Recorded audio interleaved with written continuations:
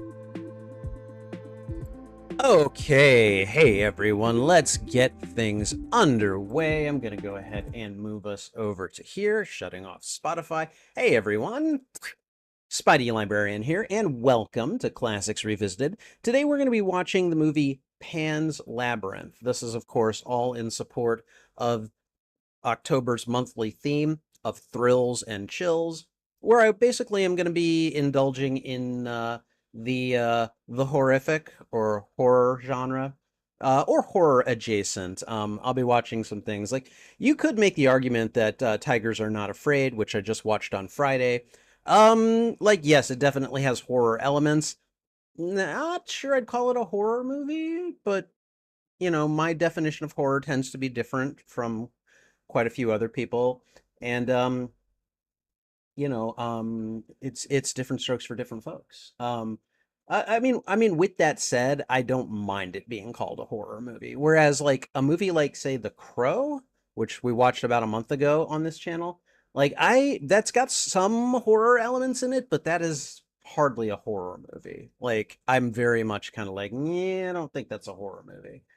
But anyways, with all that said, today we're going to be watching Pan's Labyrinth. Now, the reason I chose Pan's Labyrinth is because I feel like the I feel kind of like the basic setup of Pan's Labyrinth is kind of close to the vibe that I got from Tigers Are Not Afraid. And in some ways I was correct, and in some ways I was very off.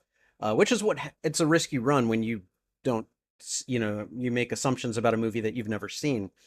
But the big one for me seemed to be that of a child, in this case, a little girl, who is struggling and dealing with supernatural elements to kind of escape kind of a horrific real world. And I feel like we get kind of that same thing more or less in Pan's Labyrinth as well. Now, I haven't seen this movie in a very long time. It's probably been like 20 years since I've seen it. Because I think this came out in 2006, so it's maybe been not quite 20 years. I saw it in theaters, and I remember liking it quite a bit. I just don't remember a lot of the details about it. So we're going to be checking those out in just a moment here. I am going to take a second and clean my glasses because I can see I can see objects in my field of vision that are on the glass, and that's not fun. So, anyways, thanks to those of you who are joining me. This should be an interesting watch through because again, I haven't seen this in a very long time, and I think I mean again, I'm a big fan of those things that scare me, you know. So okay, let's go ahead and do. Hmm. Sorry, I'm having a brainstorm right now, and I don't want to dwell on it too much, but here's what we're gonna do. We're gonna go ahead and get the sound test underway. So you plug in the headphones, you mute the desktop audio, you put the headphones on, you go to the feature, which by the way, and I need to give you guys the let's see. I am going to give you guys the link to Pan's Labyrinth. You can watch this with me for free. You can watch Pan's. I cannot spell.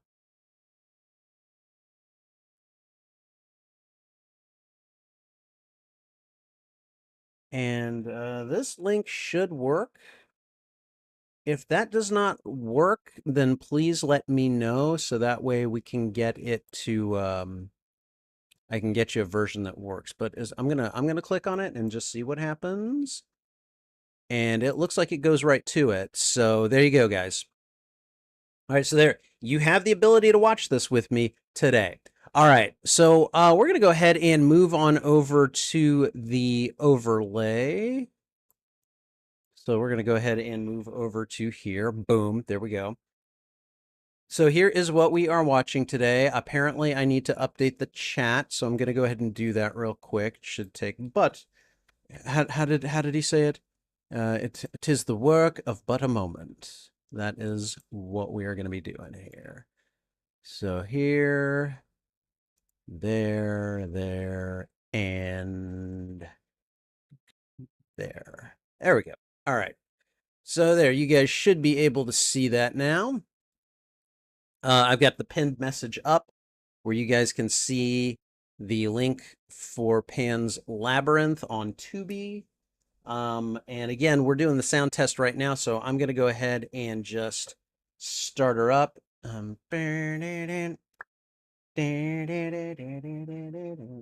Sorry.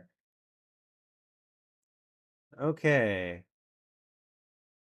Oh, this is a good studio picture house. Okay. It was a very, very celebratory intro. It was very lively. Uh, and about 10 more seconds. Hopefully, no one's hearing anything. Let me know if you do. Let me know if you don't. Okay, Telecinco presenta. There was like no sound so far. Okay, well, we heard. I'm going to go ahead and just pause it here. We're going to go right back to the beginning. Okay. All right. So as far as I can tell, fairly successful sound test. And yeah. Okay, so I don't know if anyone will be joining me for this one, but I may be watching this one by myself, which you know what? Hey, at the very least I get to watch a decent movie by myself, right? So, okay. So let me go ahead. We're going to get started here in a moment. Before we do, in case you are here looking for audio or video from the feature in question during this live stream, I'm afraid that's not going to happen. That would be a copyright issue that I don't want to deal and that you don't want me dealing with.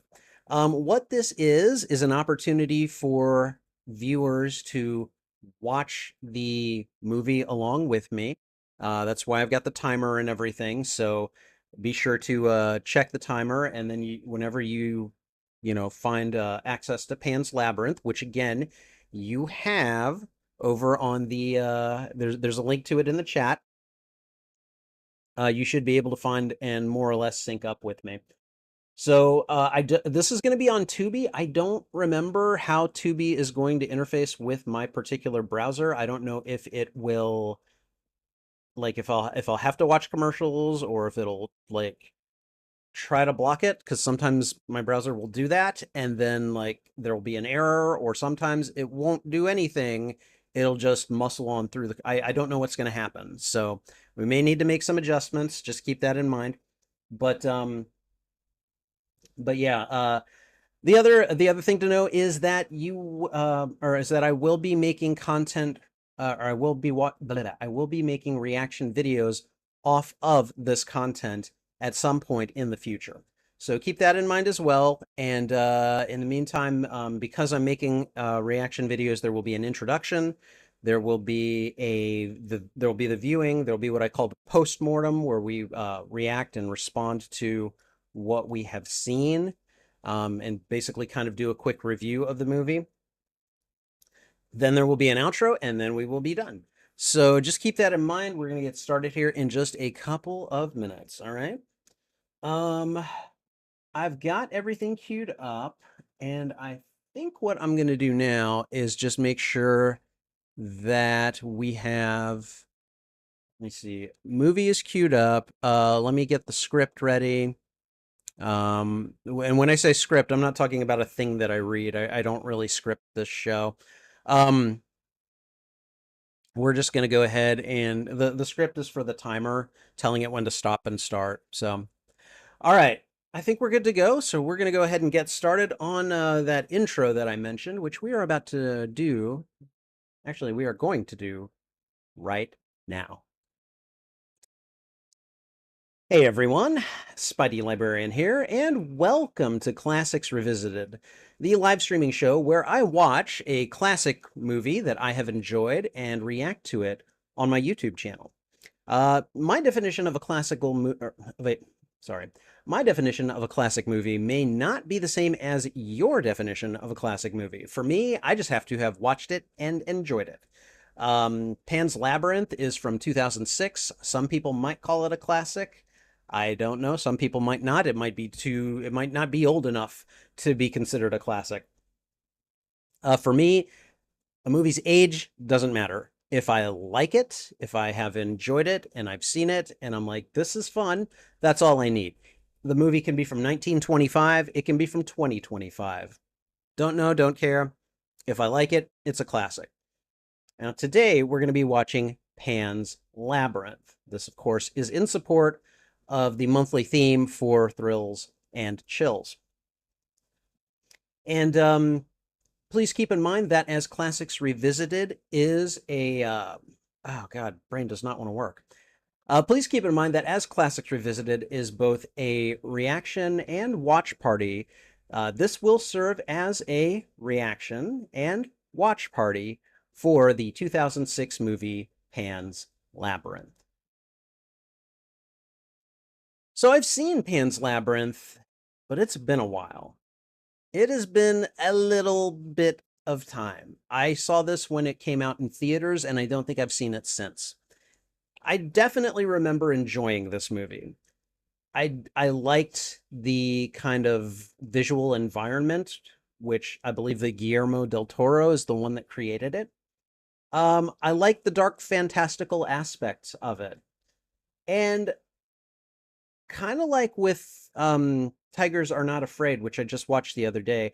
I don't quite know if I'd call it a horror movie per se, but it definitely draws on some elements of the horrific to elicit a kind of scared like fear response from audiences.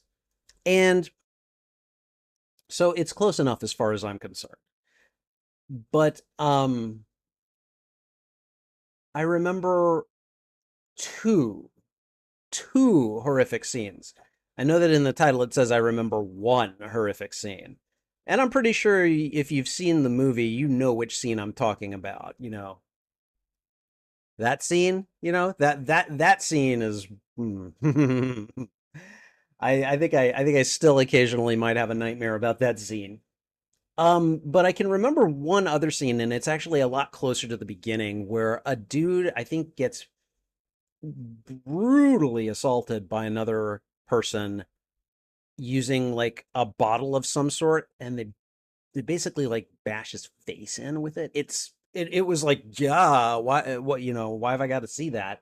Um but I mean, by and large, the monster with the eyes on the hands, like that to me is that's the granddaddy shocker of this one. Um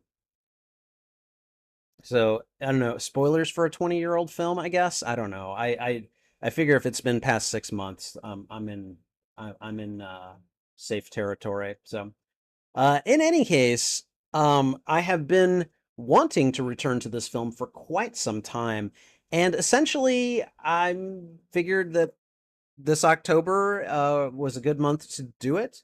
Again, I just watched Tigers Are Not Afraid on Friday, and I figured, you know what? Let's go with something semi-similar in terms of like premise or setup or tone or something.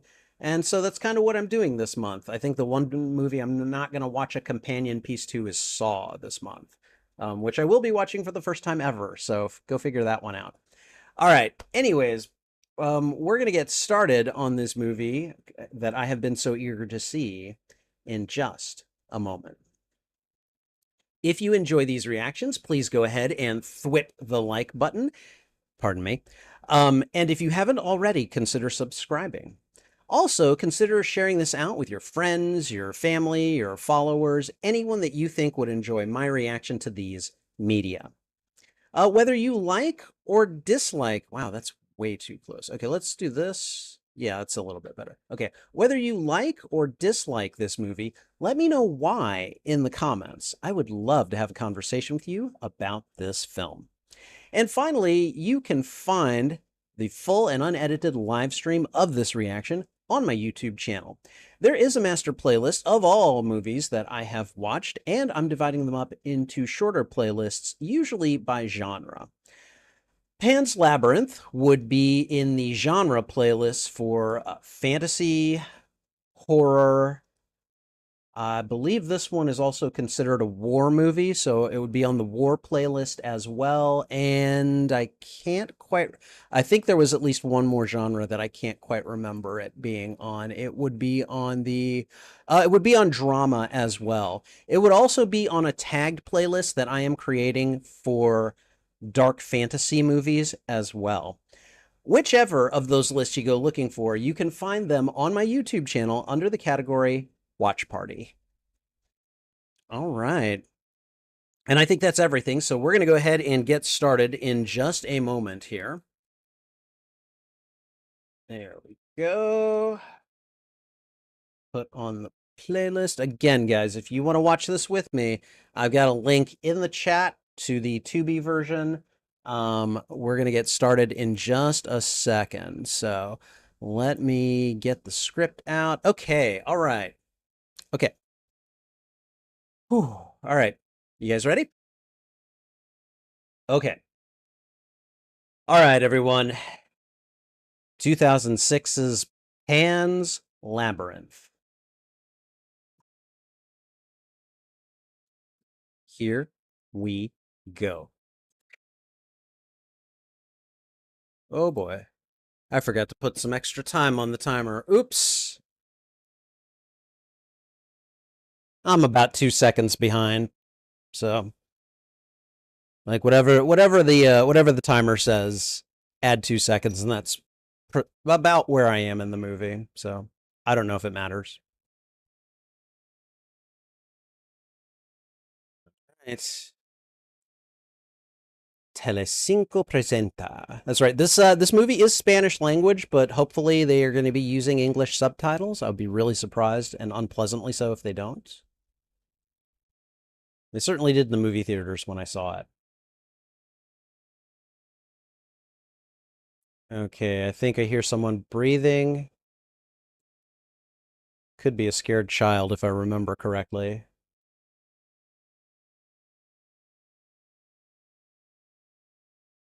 España, 1944. Yep. Okay. So yeah, I don't know what was going on in Spain in 1941, but the Civil War is over.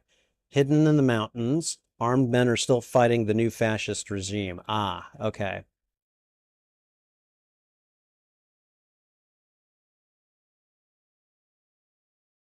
Boy. Uh, why is the blood going back into her nose? What are we going a long time ago?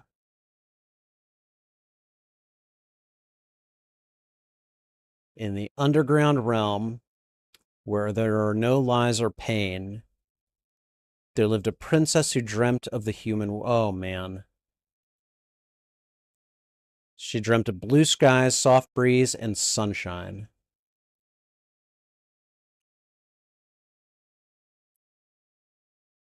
And one day, eluding her keepers, the princess escaped.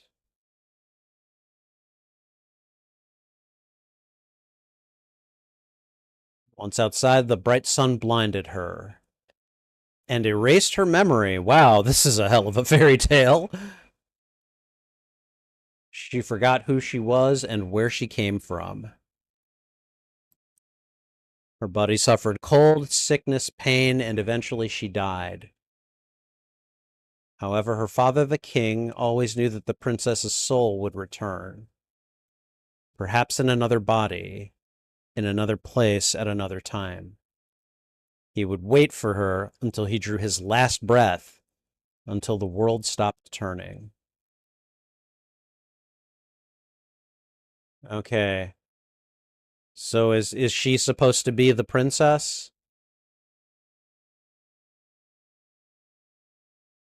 What? She likes to read. Your daughter likes to read. Why is that a bad thing?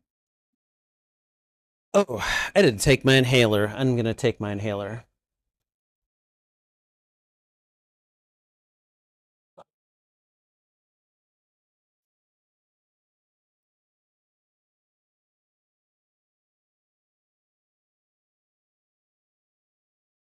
Okay, either is she pregnant or is she just sickly?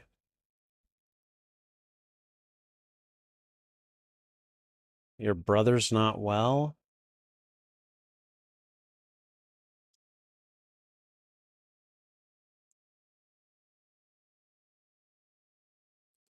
I just need some water. Okay, so Ophelia's mother is the wife of a military captain of some sort. What is this?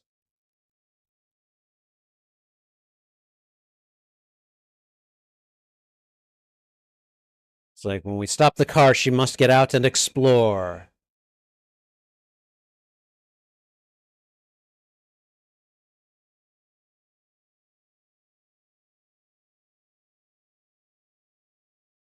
Oh, okay. It looks like the stone piece goes where that eye is.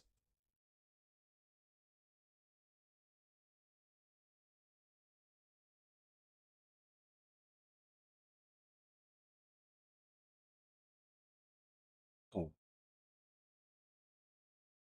That is, what is that? Is that like a flippin' praying mantis or something? That thing is huge.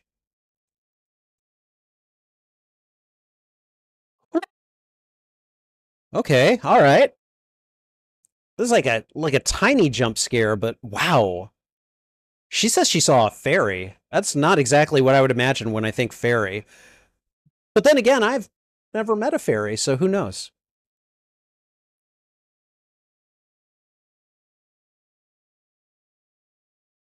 It is okay. Wow. If the guy is not her dad and she doesn't want to call him father, father is not just a word to her. Then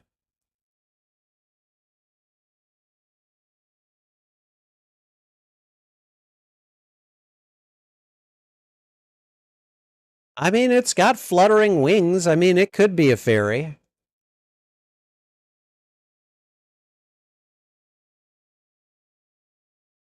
Yeah, your wife needed to stop and like throw up or something, dude. Chill out.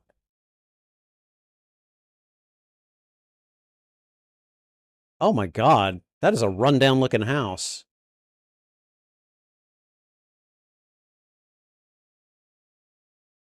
Okay, mom's name is Carmen. All right.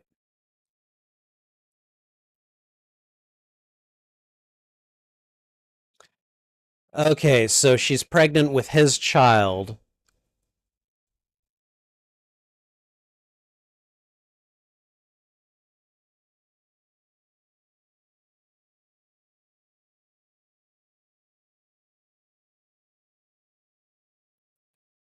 Oh. Okay. He's very persuasive and manipulative. Hello. How are you?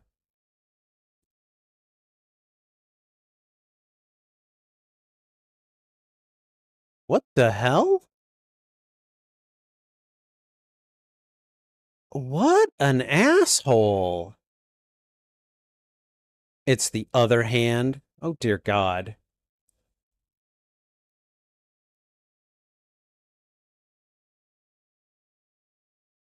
Okay, so he does not give two shits for her, basically. It's like, this is not my daughter. I don't care about her. Okay, so the other woman is watching Ophelia. You're not gonna catch it. Leave it alone. Okay. It's leading her on a chase. Gotcha.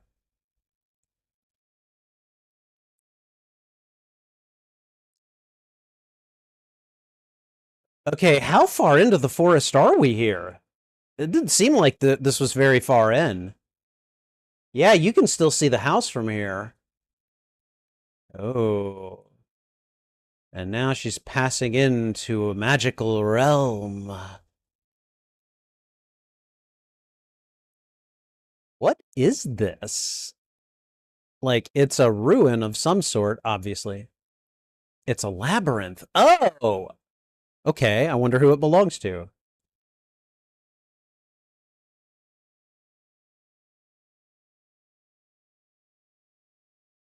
And,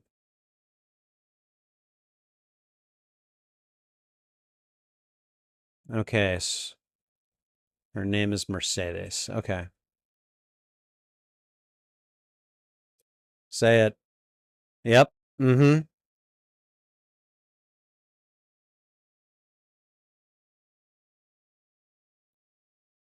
She's very emphatic about that, yeah. He is not my father.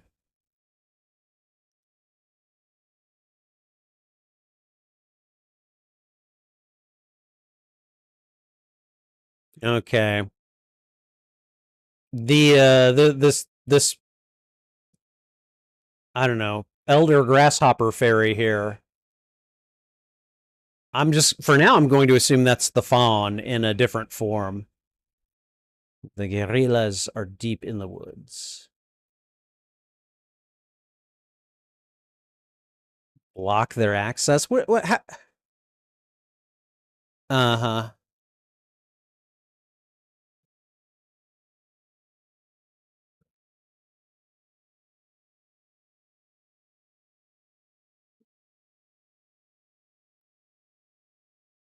Okay, so I get the feeling that Mercedes is spying for the guerrillas. So Ophelia is the quote unquote daughter of the fascist captain, I guess. Dude is an a-hole. He wants it his way and he wants it now.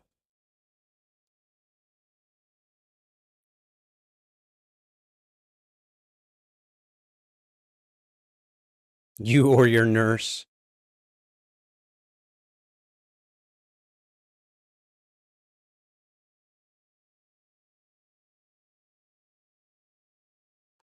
What is with the... Okay.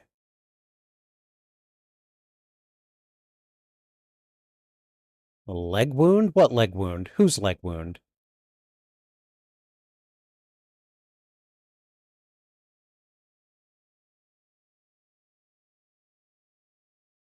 Okay, so they're smuggling something in or out under the captain's nose.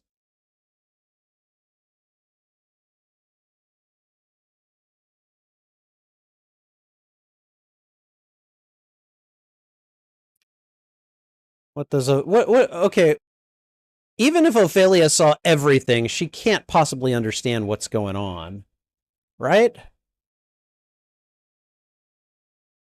She probably knows that Mercedes was talking in undertones to the doctor, that he gave her something, and the captain probably doesn't want them to see it.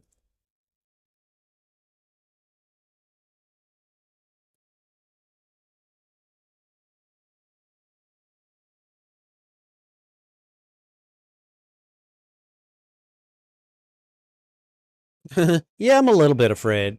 It's weird in here.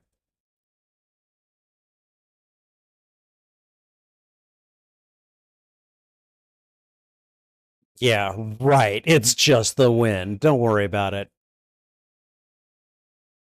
I mean, at least she's got her mom with her, you know.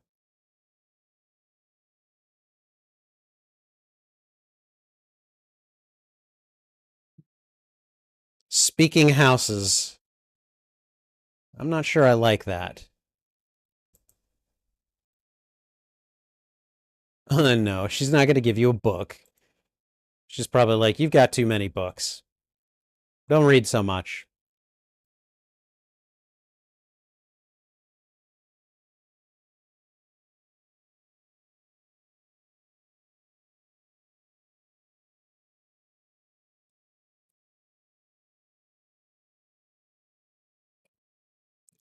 Oh, sweetie.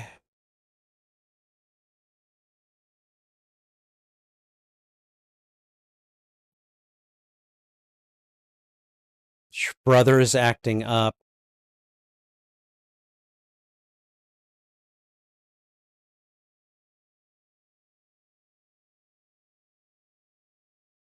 Are they even certain that that's a boy at this point? Are they able to tell?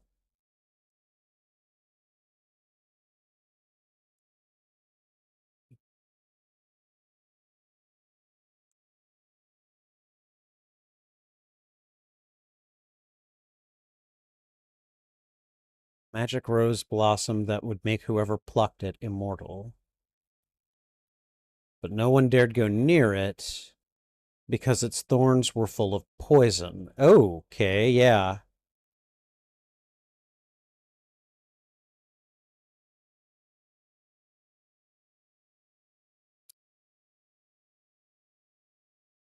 I love this transition.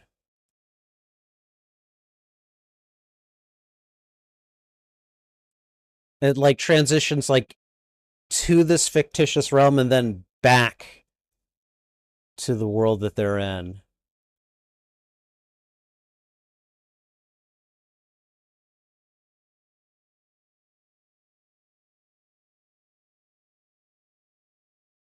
So the rose never wilted, the rose never died.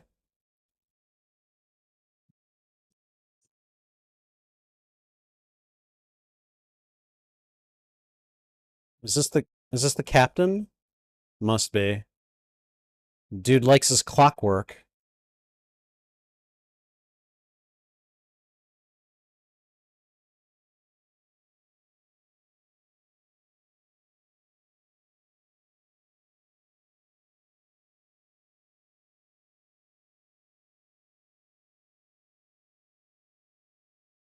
He's doing fine.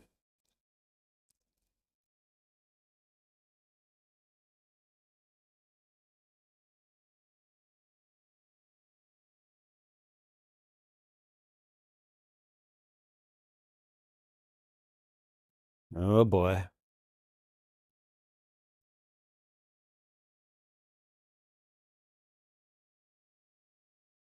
All right, what I say is law. That's all. Yeah, okay, thank you. Thank you. Yeah, I was wondering that too. What?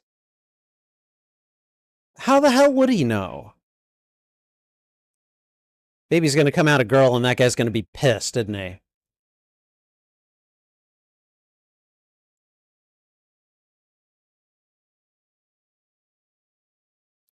Okay, he gets really hung up on protocol and formality.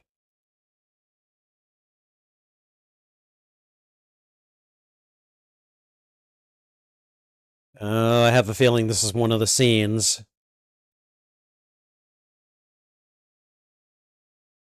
No God, no country, no master.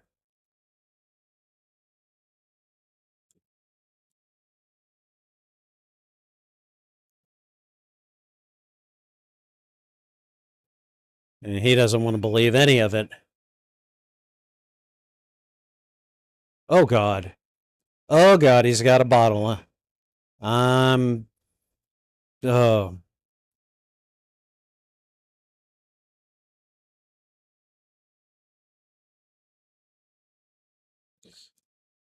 God. Uh,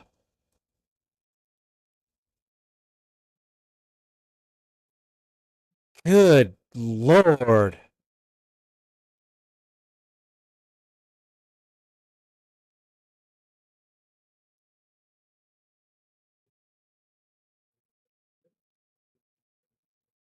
Yeah, okay. I mean, he already wasn't a likable man, but this, of course, seals it.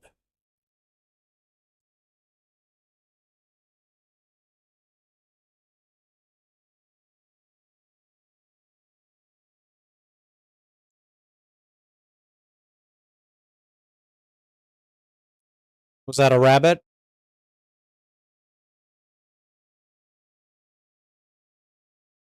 So he may have just killed two completely innocent people, and he doesn't give a damn. Yeah, I hope those guys feel shitty about it. Like, Jesus.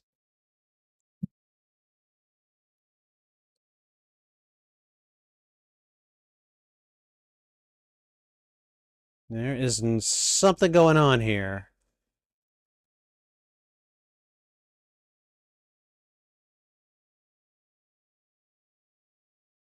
Come on, where is it? Where is it? Oh, hi. She's like, I'm getting out of bed. Oh, man. No, no, no, no, no. Sudden creepy crawlies just coming across my feet? No, no, thank you. It's like, what are you. Why are you so obsessed with me all of a sudden, little creature thing?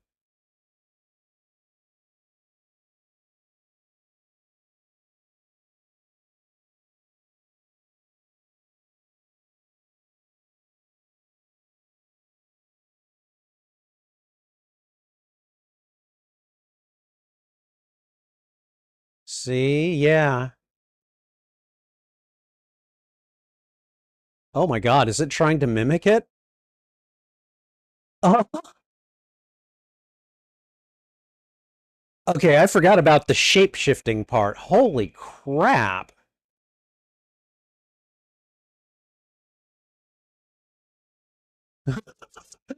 Hi.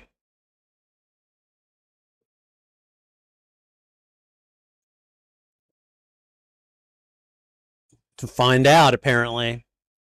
Oh, we're coming back to this place, the Labyrinth. You're coming back to the Labyrinth with them.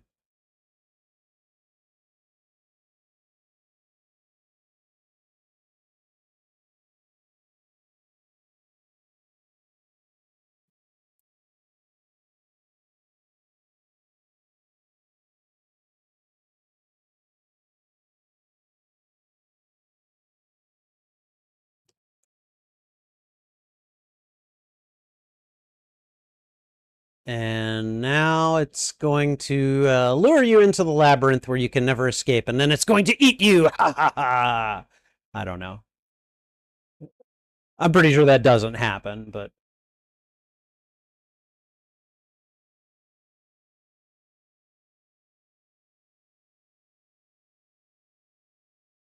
Oh. Anywhere you go, I'll follow you down. Okay, so is this the realm that the princess escaped from?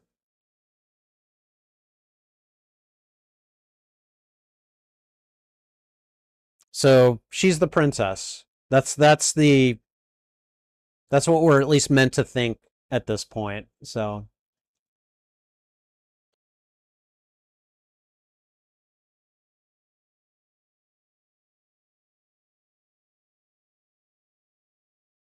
Echo, what?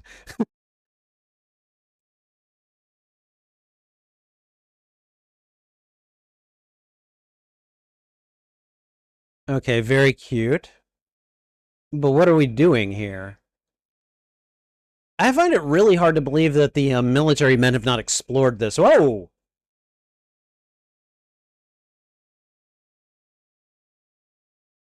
Okay, so the fawn and the fairy are not the same person.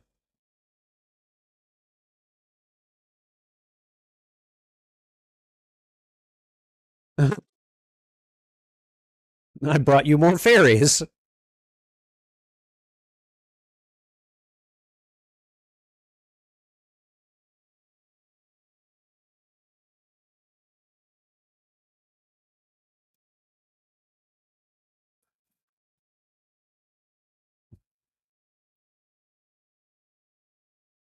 Oh god. I have names that only the trees and the wind can pronounce. Okay, speaking in riddles. Got it.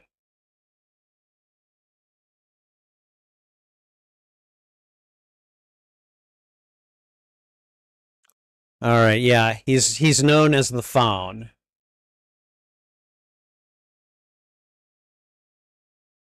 Princess Moana? What?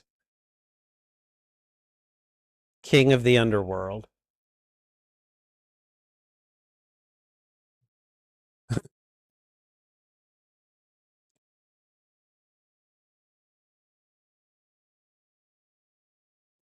Look on your left shoulder and you'll find a mark? Really?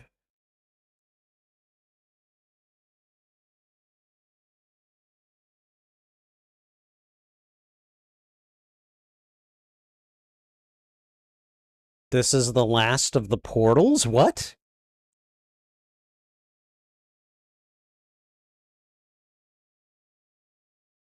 God, these visuals are just amazing. We have to make sure that you haven't become mortal.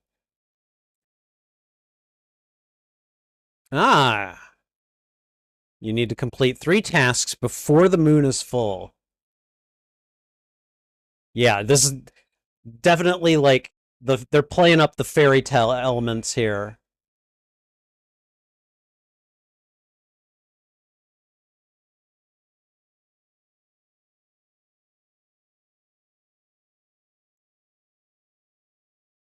It is so awesome.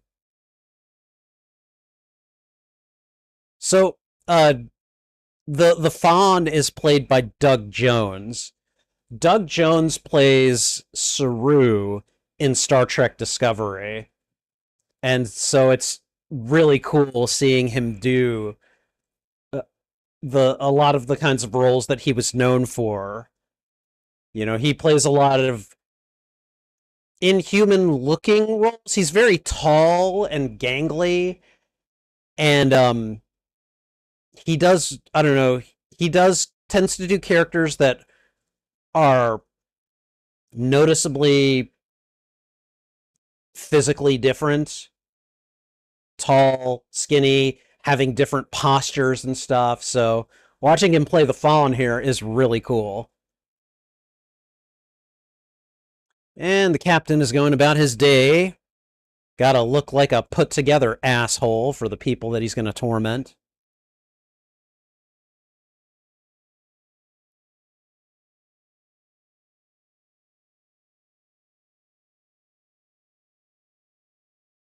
See if they'll do for us.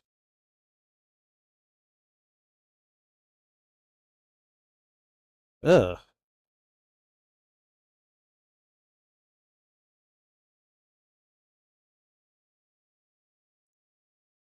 I'll do my best, sir. Uh-huh. I don't like the way he's looking at her. I don't think she does either.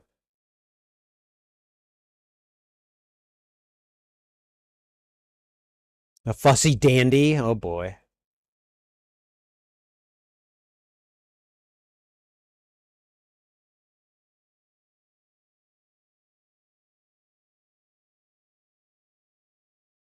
Okay, so the help doesn't think too highly of the captain either.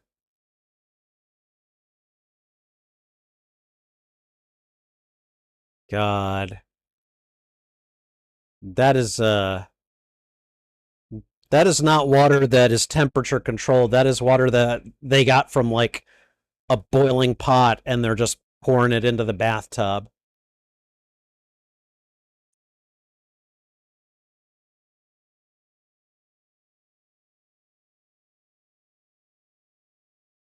No, she made her a dress.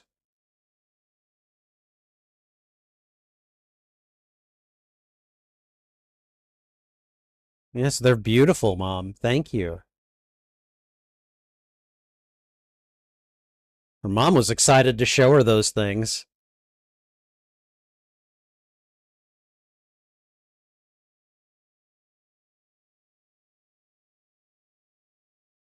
She is not looking forward to this. How did she know the... Why did she think to hide the book in the bathroom? Why? Okay, let's see what happens. Is it just gonna... Is there just gonna... Is it just gonna... Yep. The pages start just writing themselves. I'm not gonna lie, that's pretty damn cool.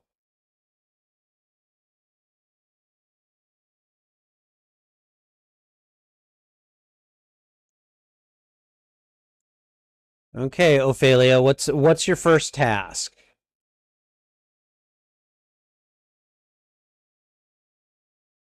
Okay. My Spanish reading comprehension is not very good, so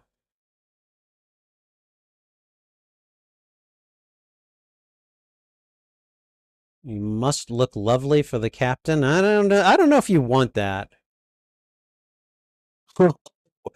there's the mark on her shoulder.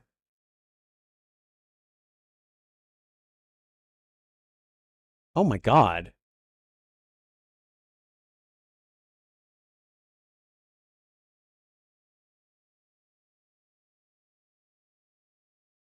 Oh my god. I mean, she does look very nice, you know?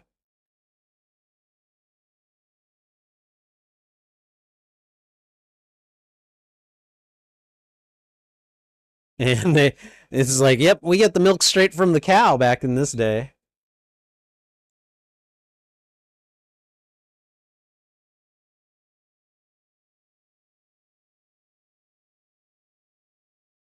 No, she doesn't.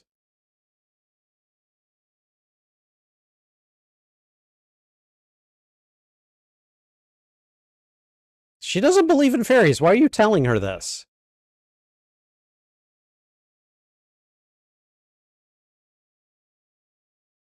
Yes, he was very old. He was very tall.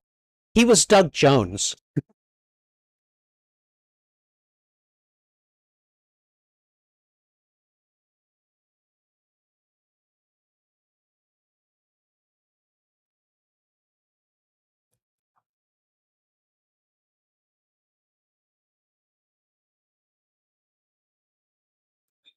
Oh man, this is a treasure trove for resistance cell. And the ration cards.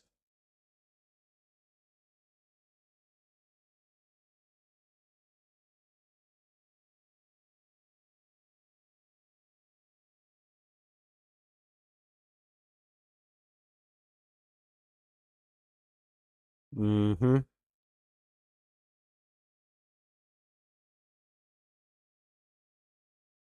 The captain carries the key to the pantry, I guess. I don't know. Uh-oh.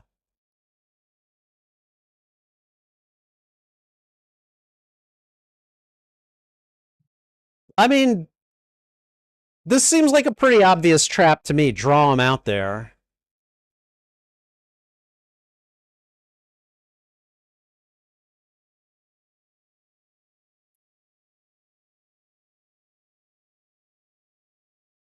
Okay.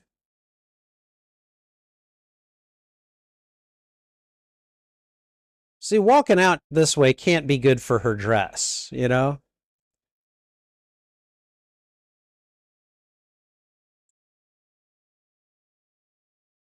Grew on a hill near the mill.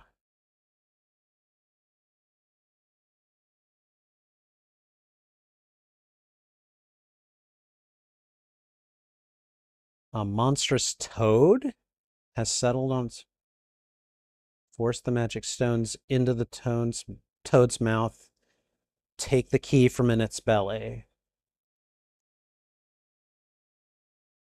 Okay, how where is this toad then? I don't see it. Okay, smart girl. She was smart enough to be like, you know what? I'm not ruining my dress for this. We're gonna go in here and we're gonna do this task.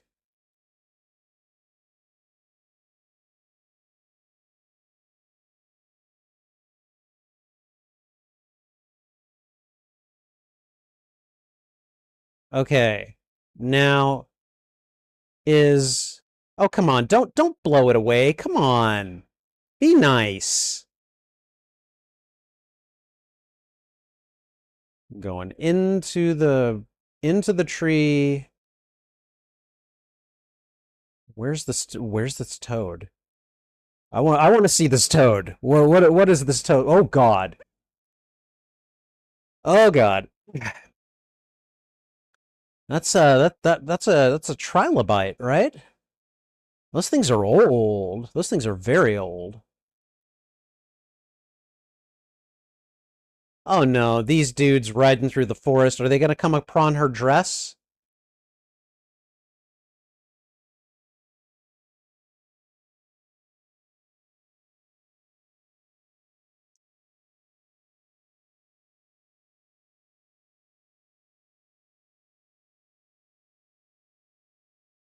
This guy is a dandy.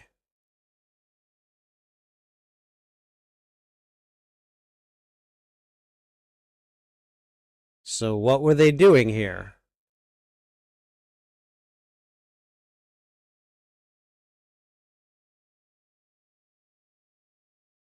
What has he got? What is that? Antibiotics.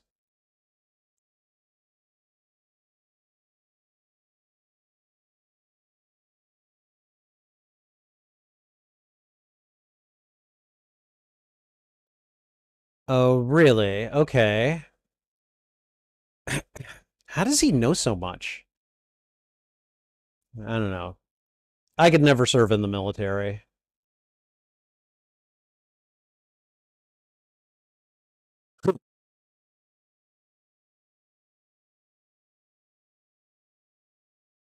Why don't you come back and get it?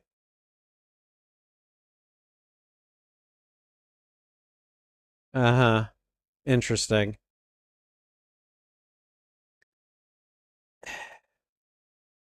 He's got how many men with him?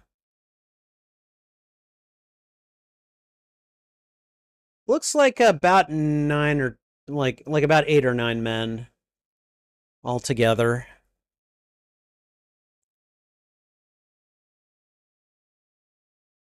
Okay, and who is this? Okay, so just resistance fighters in general. She has got all the mud on her. She's gonna need another bath. Her mom is not gonna be happy with her. Oh God. I don't know that I could do this. All these things crawling on me, all over me. I would. Mm. Hey, hey, buddy. You are a big old toad. I'm Princess Moana. Aren't you ashamed living down here, eating all these bugs?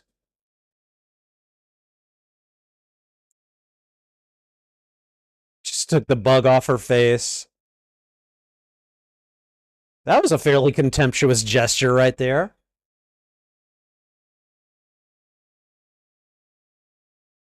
And now he just burped in her face.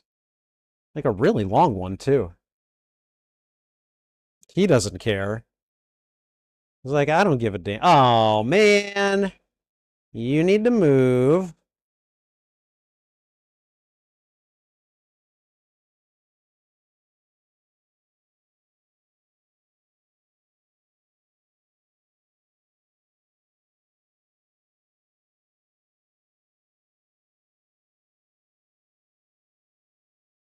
Wow, that was a fairly easy quest.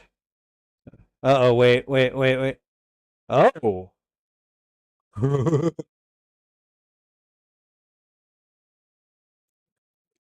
I'm not sure you want to be here for this part, princess. Okay, never mind. That apparently did what you needed it to. What is that? Oh, the key. The golden key. Okay, well, the storybook's not lying to her so far.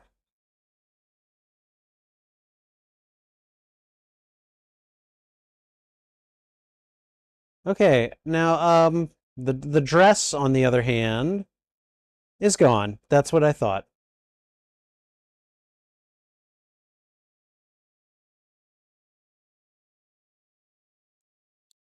The wind blew it away or something. Oh, never mind. It's just been rolling in the mud without you.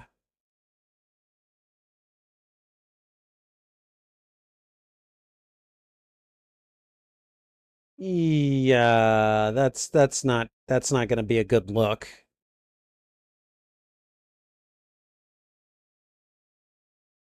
Um,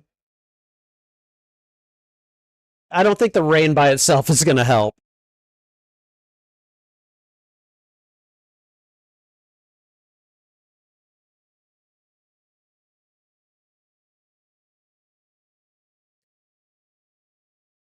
Oh, who is this?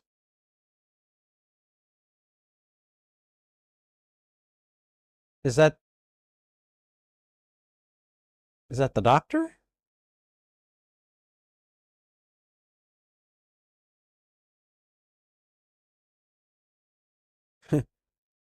Sweetie, we've looked everywhere. We can't find her.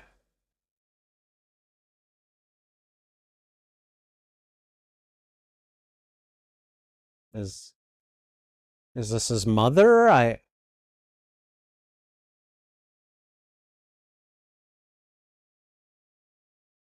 only one.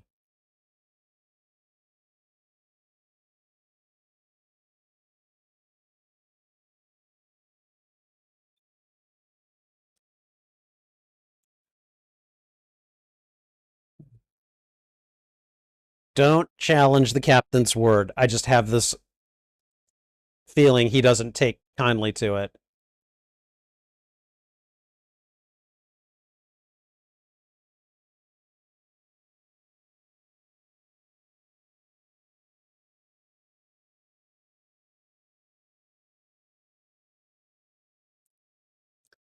I want to be my son to be born in a new cleanse. Oh God.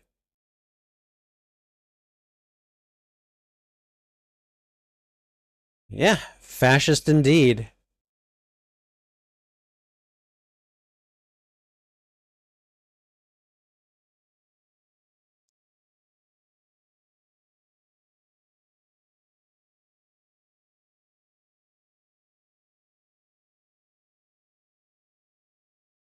Okay, what is Mercedes gonna do?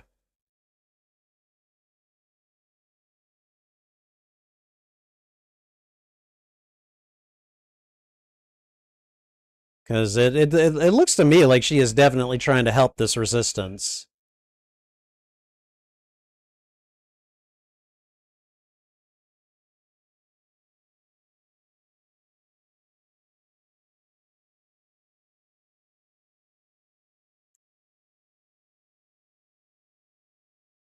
What happened? Okay, yeah. What story is she going to concoct?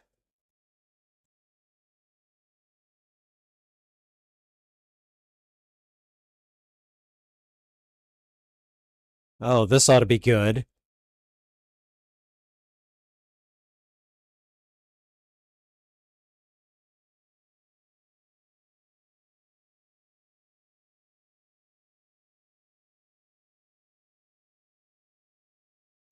Why did he take his hand away?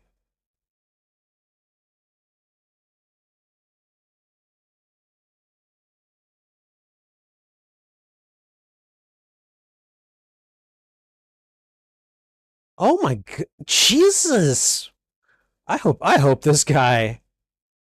Uh, Again, I've seen this, but I've forgotten a lot of the details. I hope he meets an appropriate end.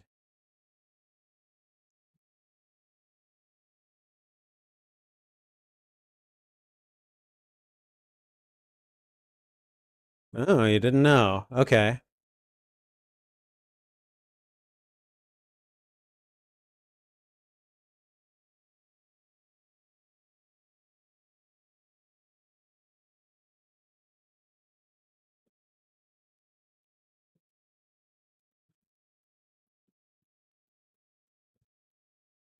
Ooh.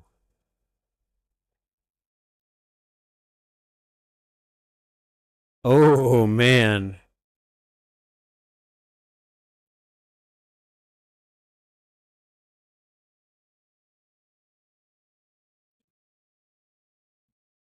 Of course she's listening. She has no choice.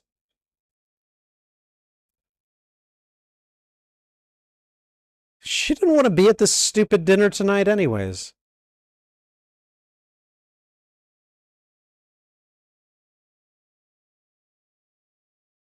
She's like, good, I'm glad. I'm glad I've disappointed that a-hole.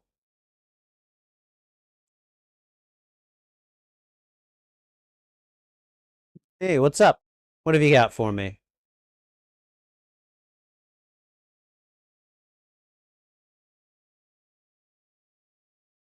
Oh, man. She's like, okay, I want the second task now.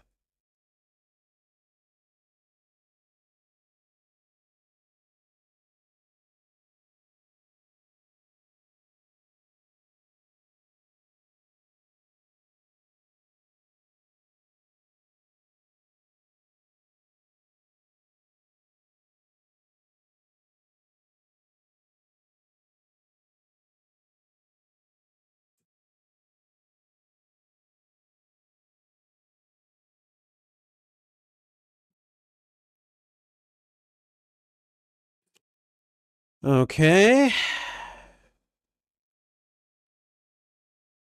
Is that is that her family, I guess? Hey there, Fawn. What are you eating? What you munching on?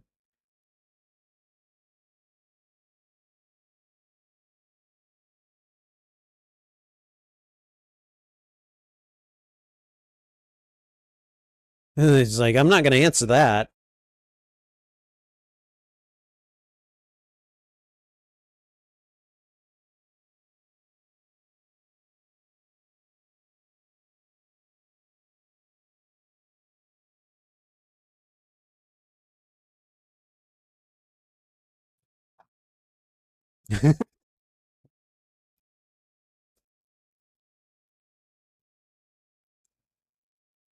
You'll be needing the keys soon. Okay.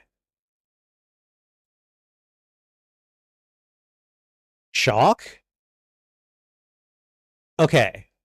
Chalk has often been used to draw circles to protect you from magic. So,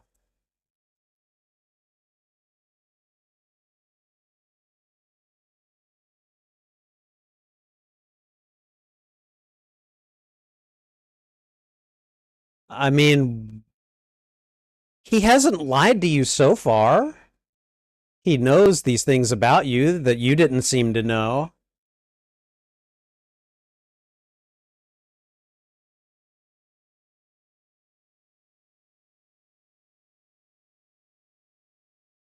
I can only imagine what it must be like to be in that costume. That thing looks so unwieldy.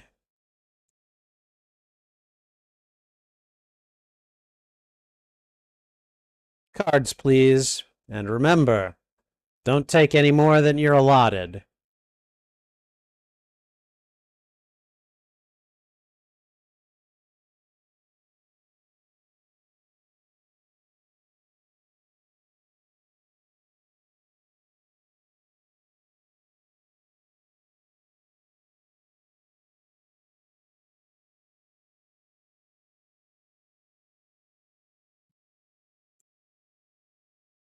Yeah, her mom is not doing so well physically, it seems.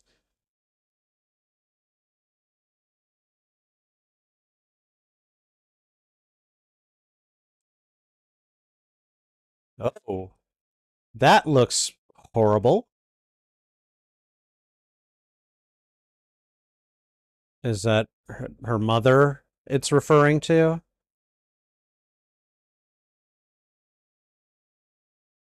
Yeah, no, that sound that accompanied it, that's not something that you really want to deal with.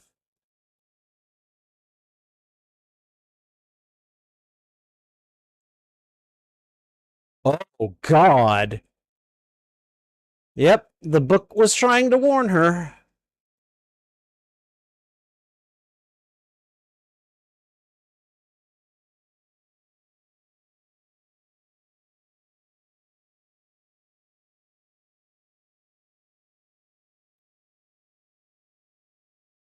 Oh boy.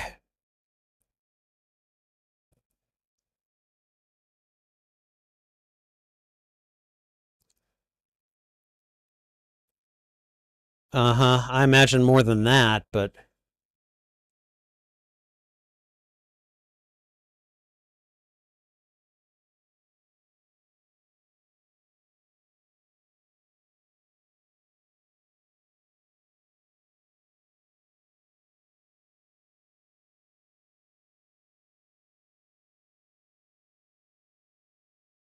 I don't know, man. I mean, I don't know what constitutes modern medicine, but this is definitely before that time and yeah.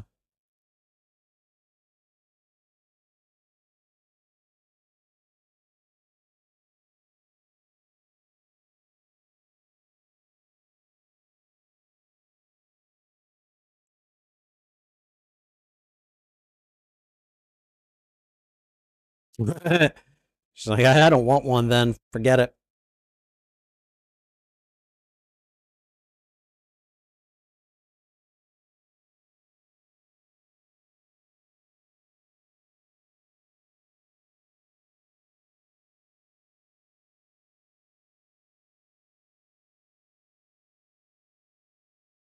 She's like, no, no, I'm not.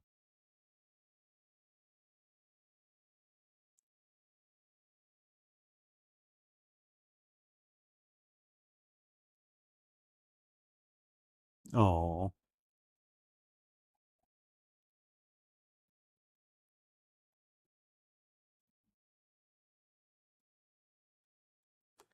She's like, you're the only other sympathetic figure around here.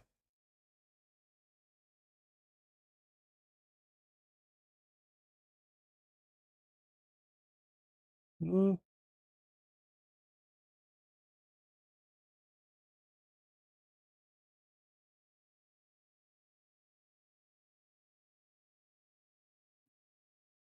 It's like, I don't need the words. It's the act that is more important than anything.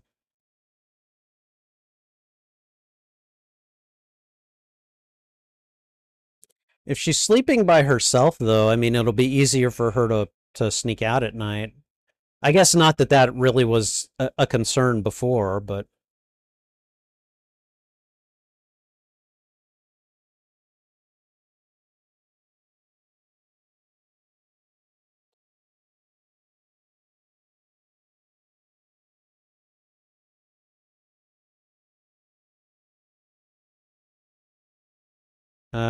what's going on?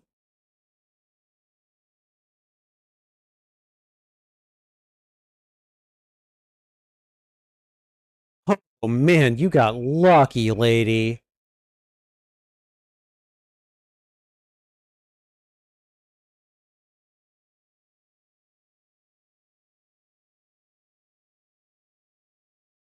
What are they gonna do?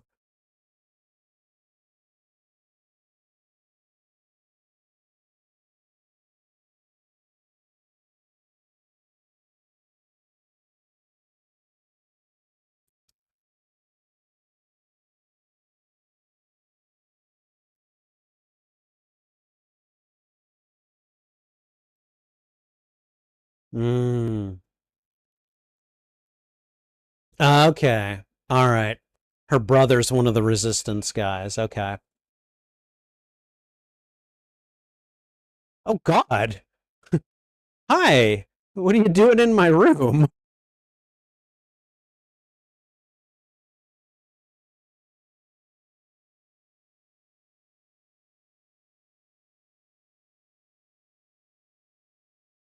What?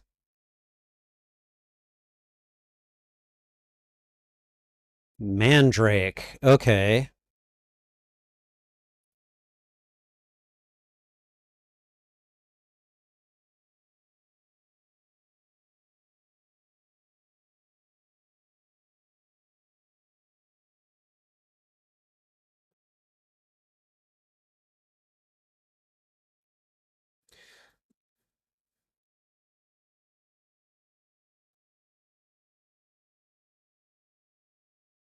Take my pets to guide you through. More fairies?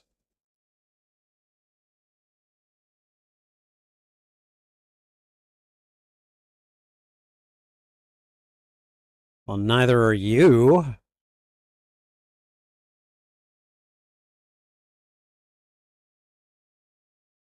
You will see us. Whenever you go to some new mystical realm, do not ever eat the food. Yeah.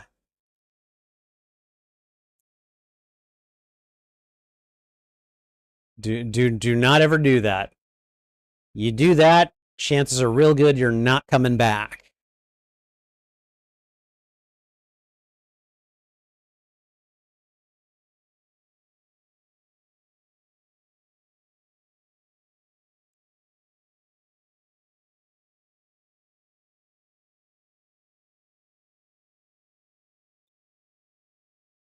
Okay.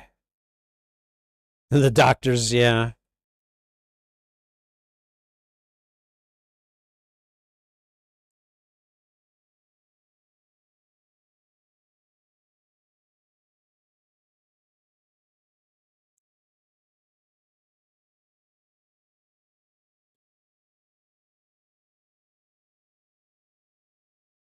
Is he just does he have a stutter or is he having a difficult time reading?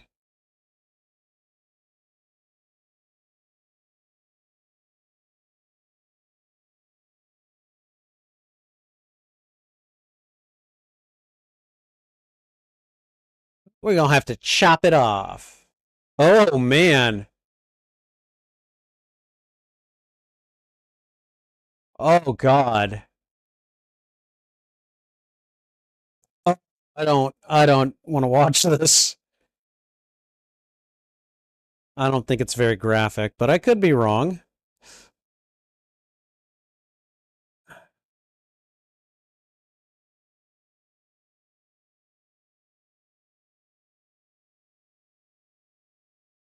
He's like, okay, go. Start cutting.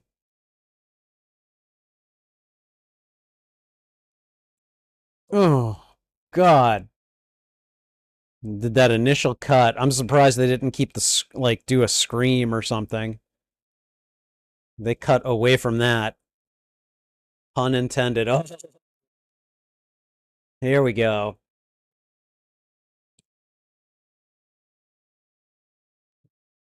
Use the chalk to trace a door anywhere in your room.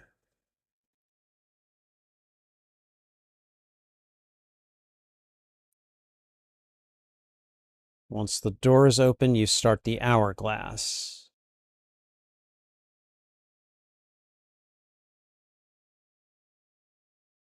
Oh, so that's what the chalk is doing.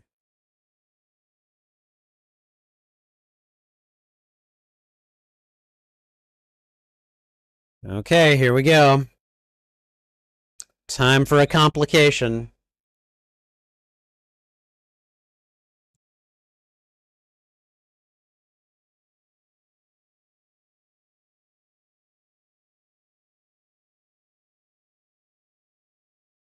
Part of me is like, where'd she get the chair? Obviously, she got it from her room.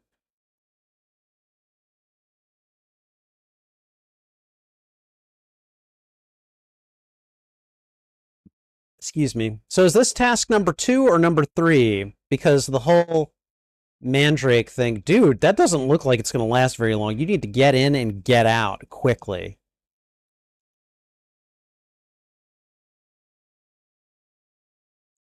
Okay, all right. So this is the part. This is the horrific scene because look at all this food. All right, looks fantastic. Now look at that thing. And by the way, Doug Jones is playing that thing too. Those would be its eyes. She's like, but there are no sockets for eyes. Okay, so this thing has a habit of killing and eating children, it looks like. Oh, look at, oh, okay. The shoes, like, those are all the kids it's eaten.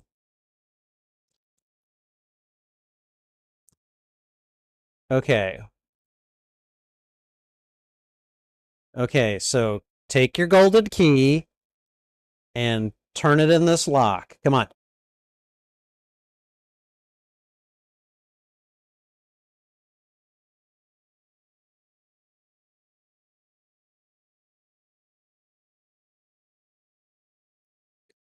What do you mean, no? Why? Why is she not doing as her pets are telling her? Huh?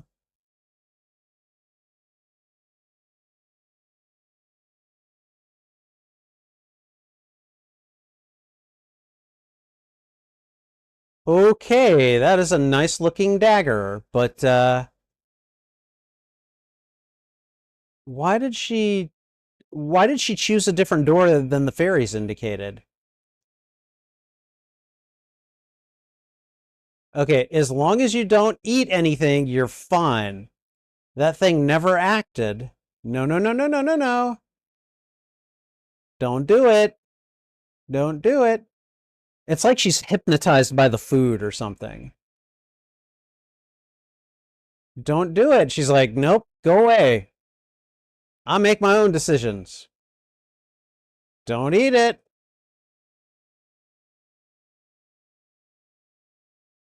I'm telling you, man, that looked like a plump and very crisp grape, too. I probably would have had a difficult time. Oh, crap. Okay. Oh, God.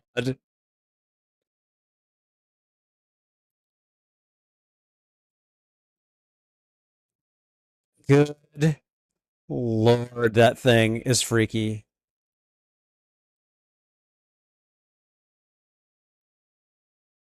Behind you! How is it moving so quietly?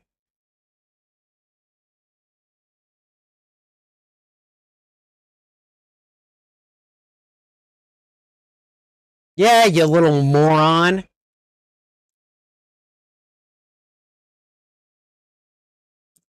Oh, God. Oh. Yeah, you got them killed, Ophelia or Moana or whatever your name is.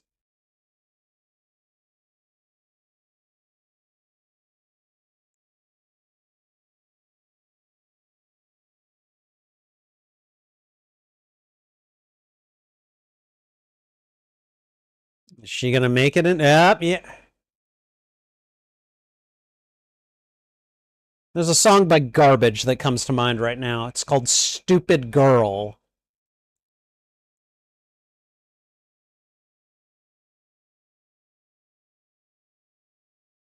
Oh, God. I do not remember how she gets out of this.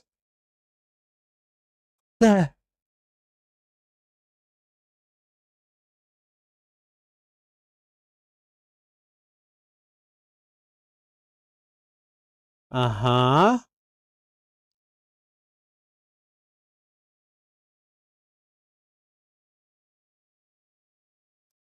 Okay.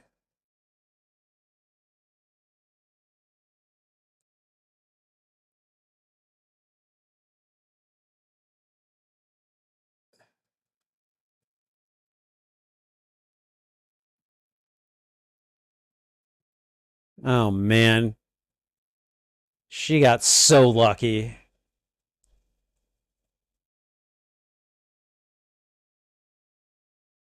Yeah, well, you can't. God.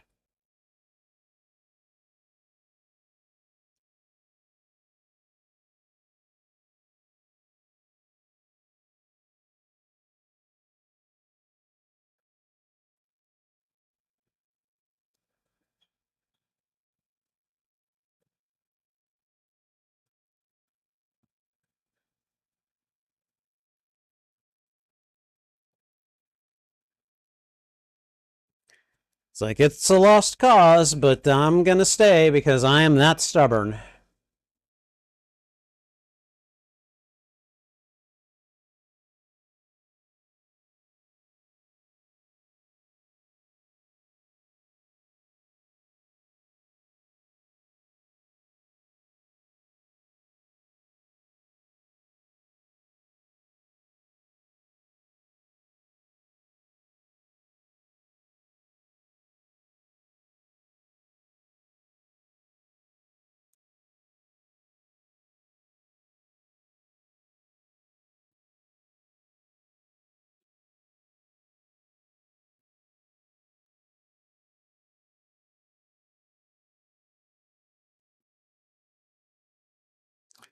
What if this is a lost cause?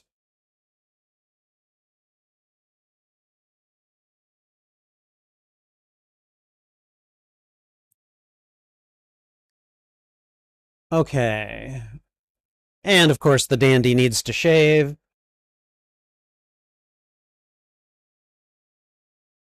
Okay, so she has gotten two of the tasks completed, right? What's going on? What's his issue?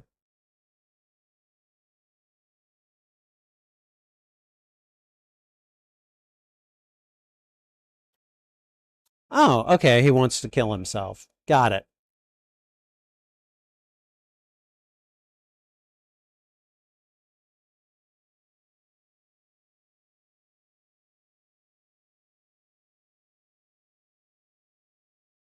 Okay, so is the Mandrake the third task? Because why are they making her do this?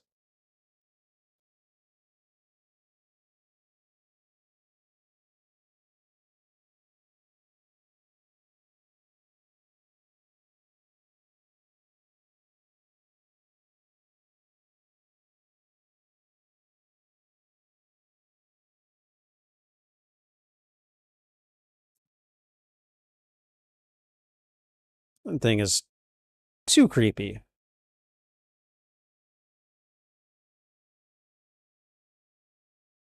Okay, so she put it under her mother's bed.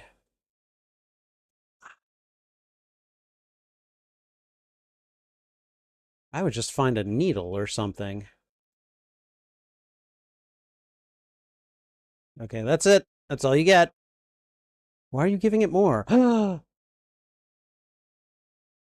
Okay, it's just the doctor. But then there's the captain.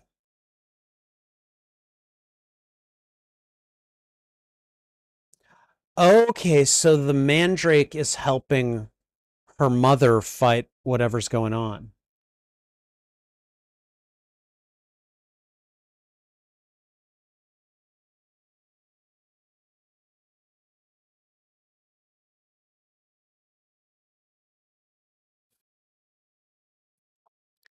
Well, random booms are not good.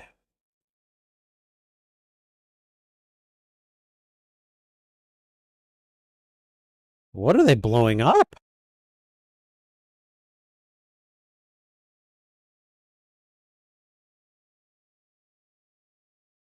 Okay, so the fawn actually was trying to help her mother, or at least take her mind off her mother.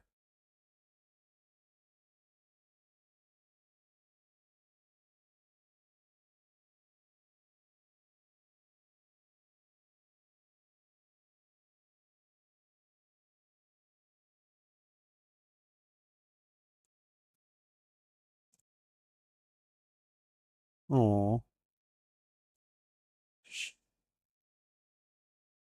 when you come out, please don't hurt mom.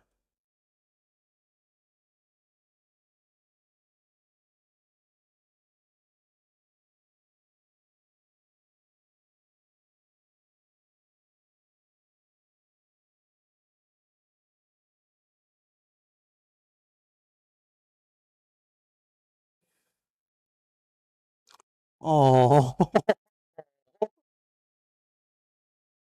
she'll take him to her kingdom and make him a prince. Oh, just please don't hurt her when you come out. Wow.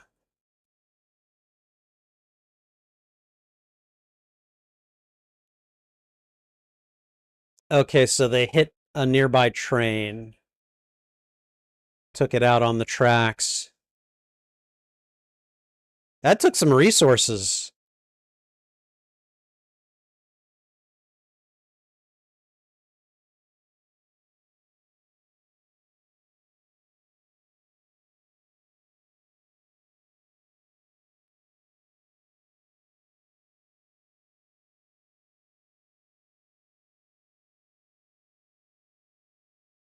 The mess was the point.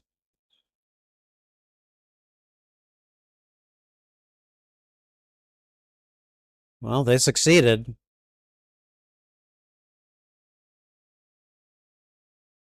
Is that the base?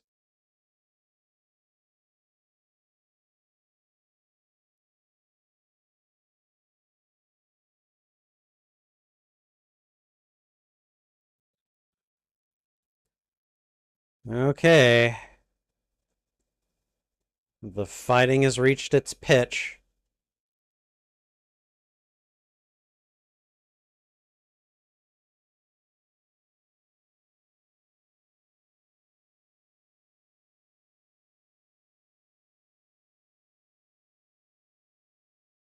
Uh-oh. It's like at this point he knows that Mercedes has done that.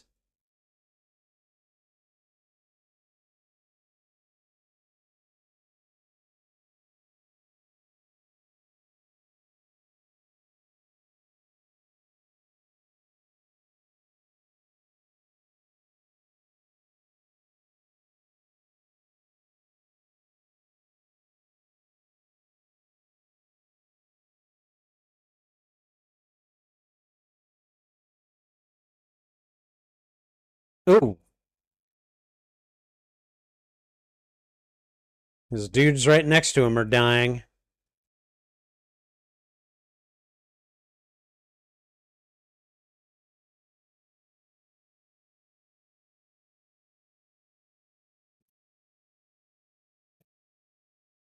Oh.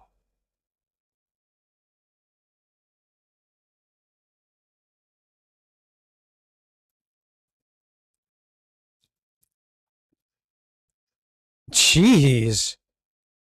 Going up to the down bodies and just shooting them twice in the head. The double tap, I guess.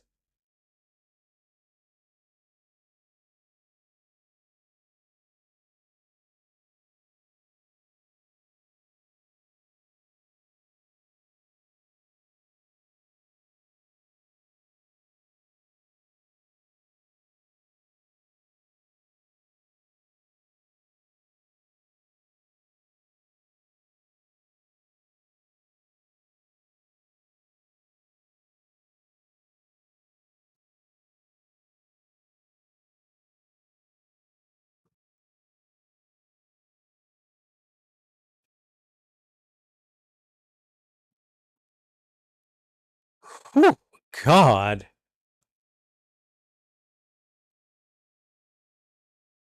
Why can't they talk?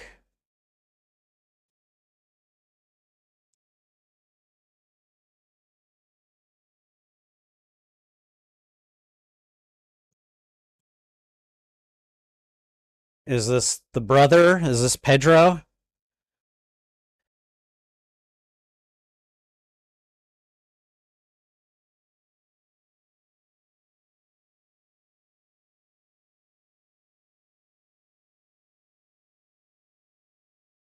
Yeah, she has to know. This is why you send someone to find out. Don't go yourself.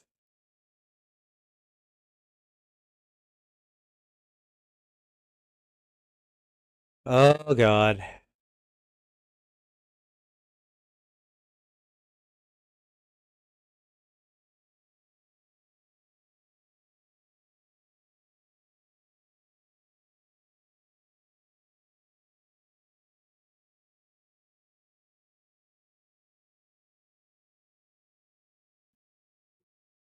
Oh God. That is going to be one very tense passage of time now.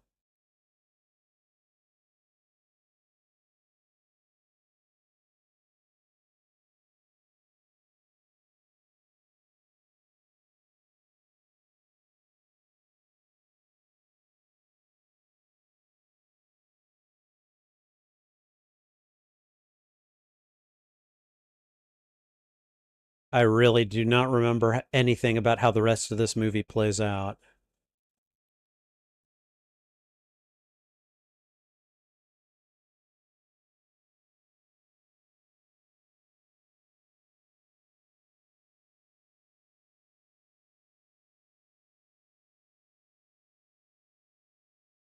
I don't know what's happening to you, but I'm glad that you're feeling better.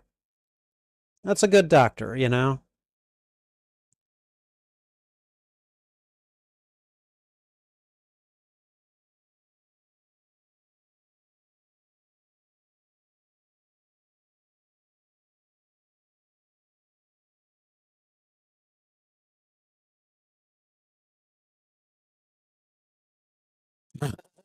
Nope.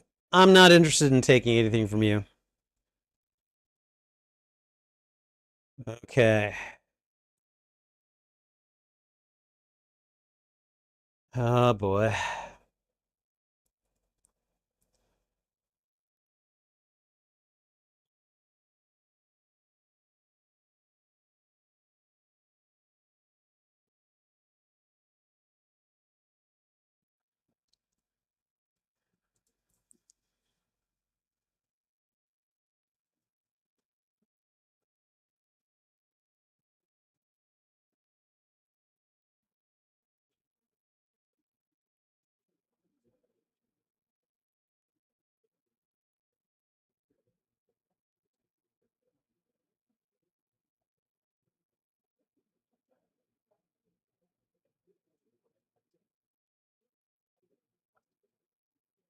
Oh God.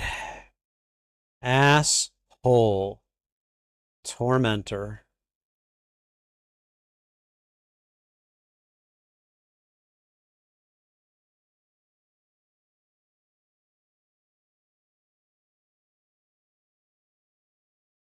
Oh man.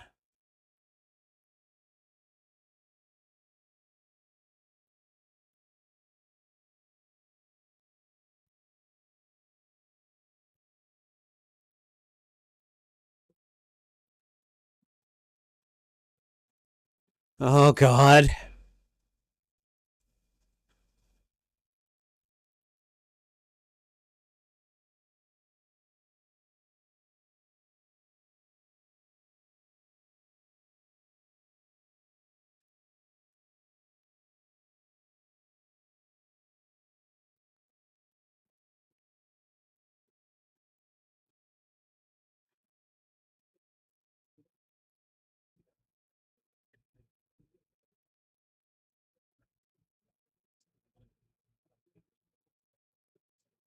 Damn.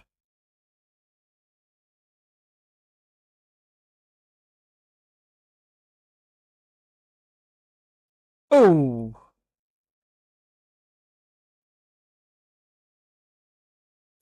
And he is just gonna beat that poor guy until he breaks.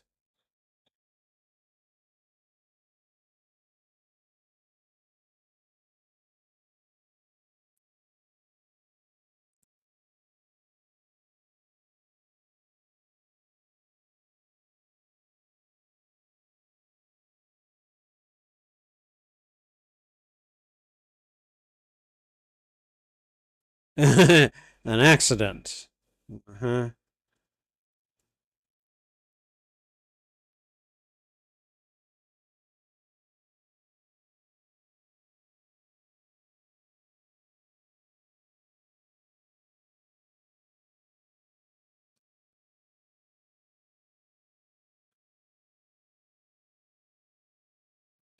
Well, that's what you get for eating the grapes.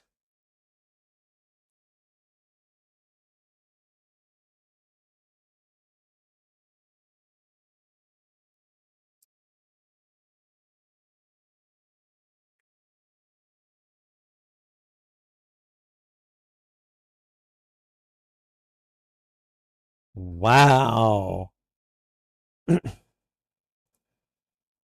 Would have been nice if you would have explained those rules before all that happened.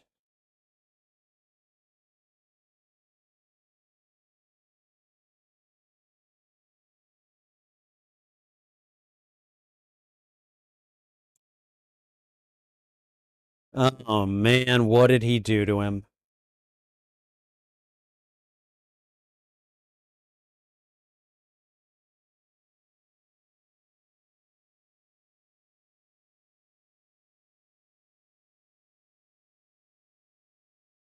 Jesus.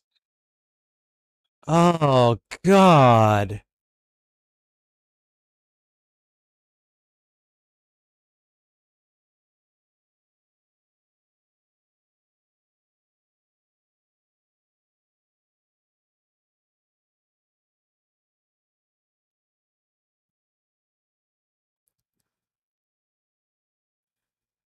Okay, so he suspects the doctor because he saw the antibiotics.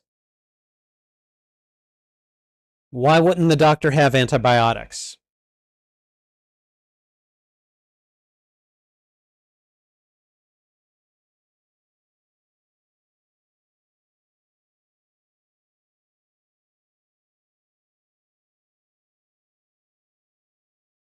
If he does that, that'll blow his cover.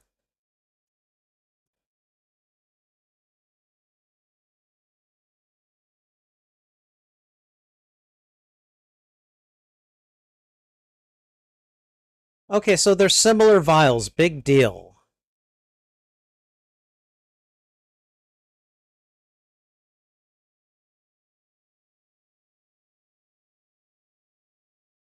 Oh God. Uh,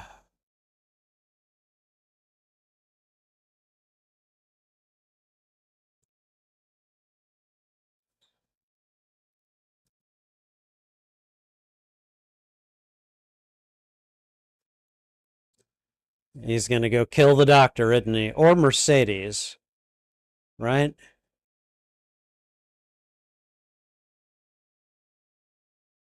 Who's he gonna kill first?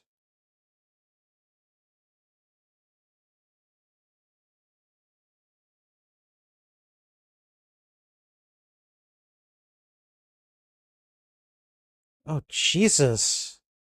He's gonna come into the room while she's under the bed.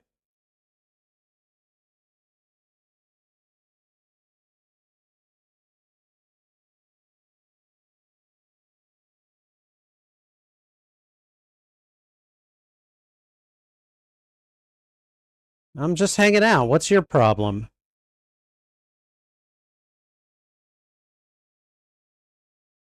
What does he say? Probably sees the mandrake in the milk. To him, it probably just looks like a regular mandrake, though.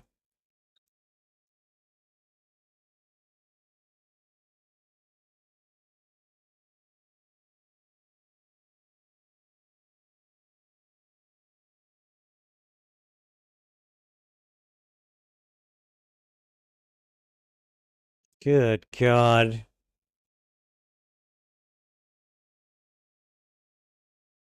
She's not gonna.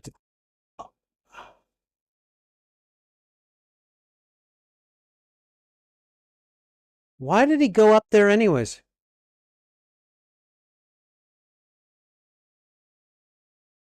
It was healing her.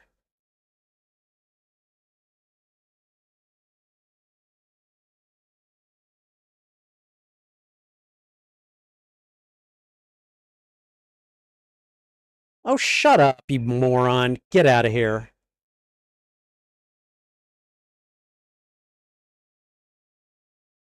Why did he come up here with a gun, though?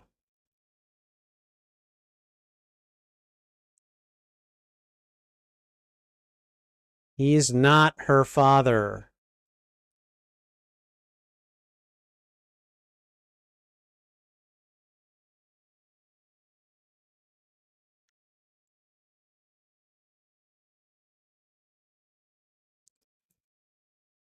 Oh.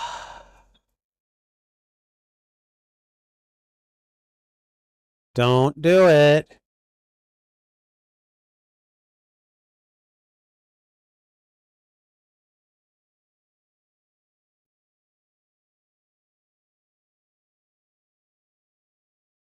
God.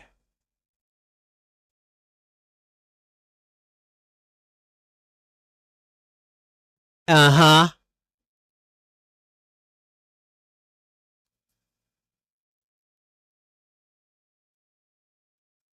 Oh, God.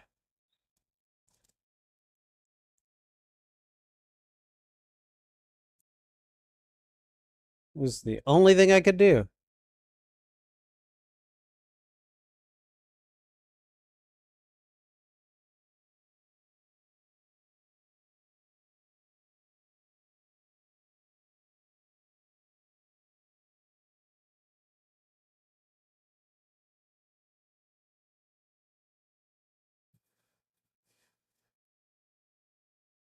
Ooh.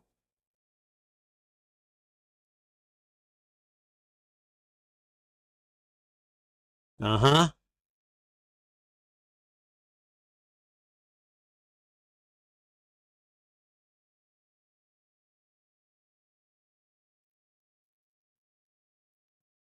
You just killed a doctor. What a flippin' a-hole.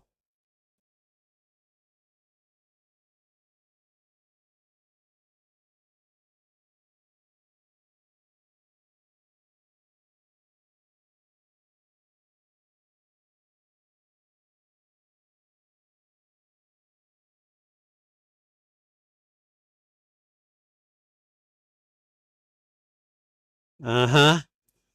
You killed the doctor right when you needed him the most, you moron.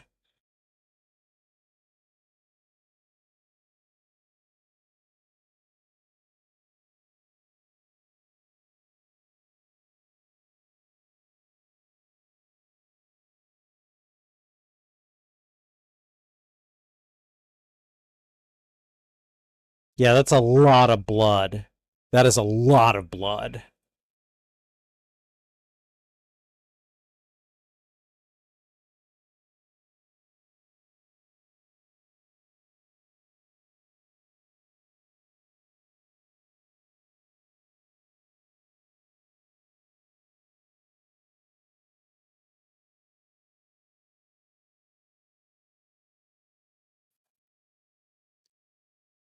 Oh, man.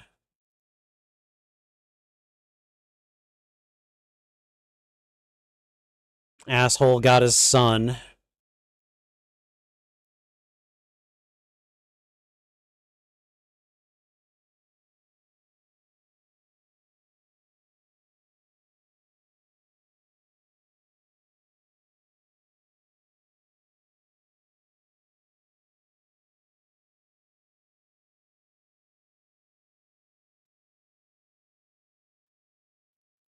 Puts the solution in our hands? What?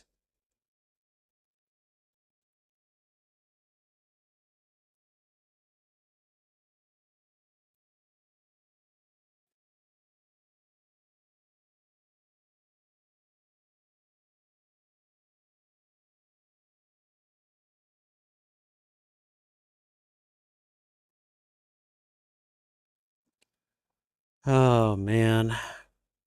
Her mom died during childbirth. And now.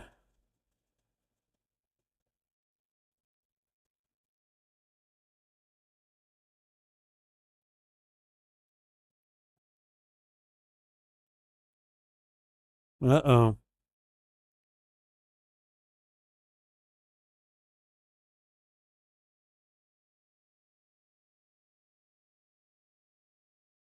Mm-hmm.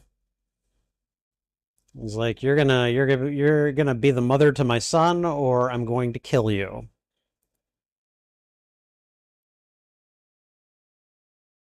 Oh yeah.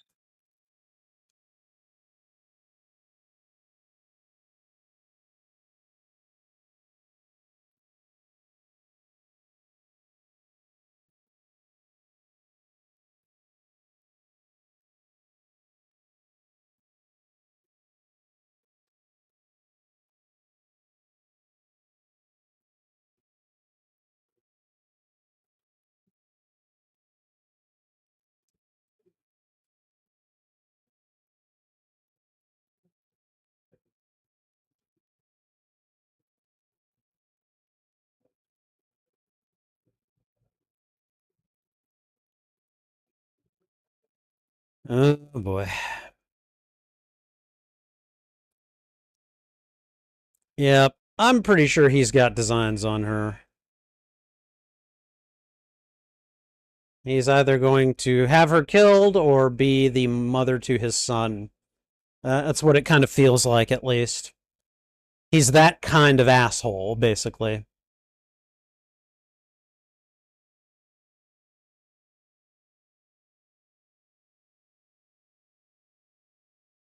Didn't he tell you to be very careful?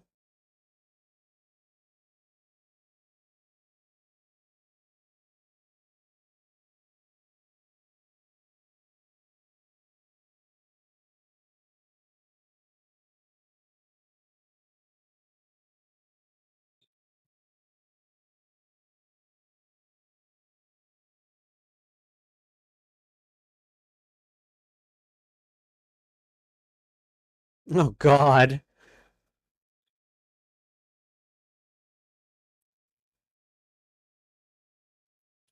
I guess Ophelia thinks that her magical adventure is over at this point, so it's like, just get me out of here. I wouldn't be able to blame her.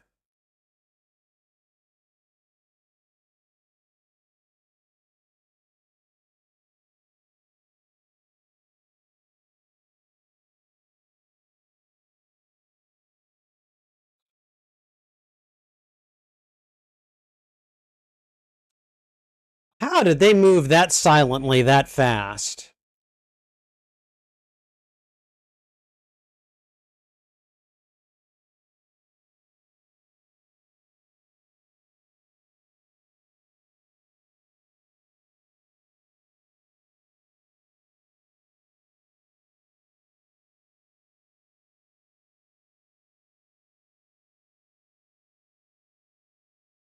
No, she's pretty much been mocking you from like the get-go.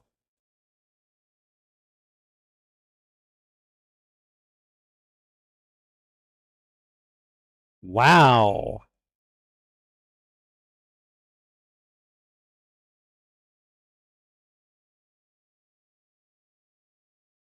Honestly, what are you gonna?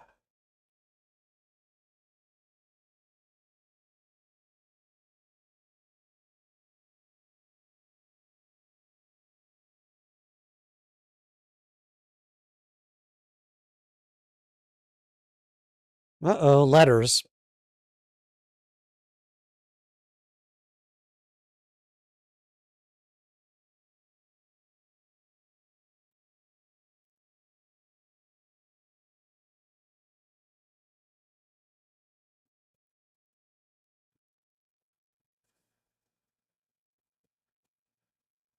Oh, I love it when people say stuff like that.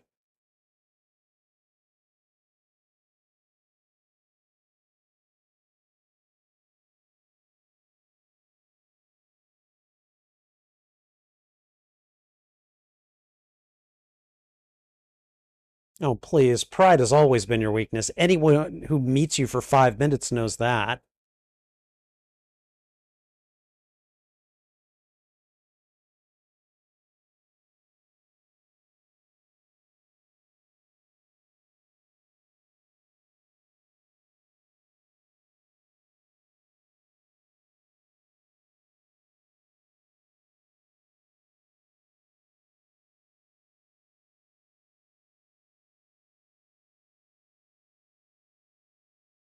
Nice.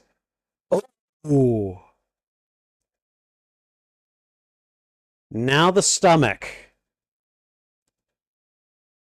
You should have gone for the stomach. Oh,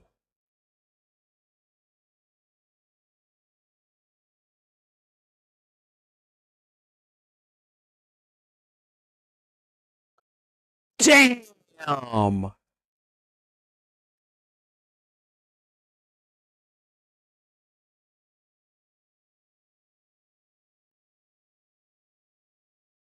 Where's Garces? Because he's the biggest problem at this point. There he is.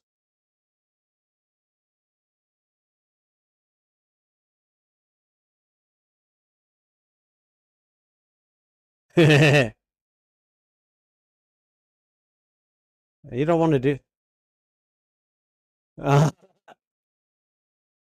dang, Joker.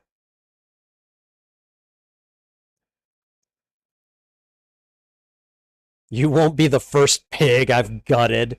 That was so iconic.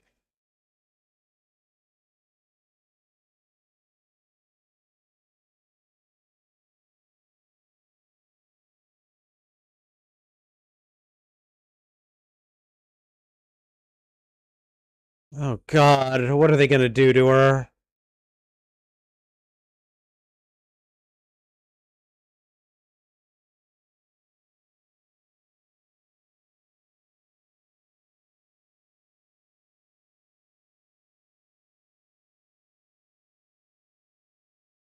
It'll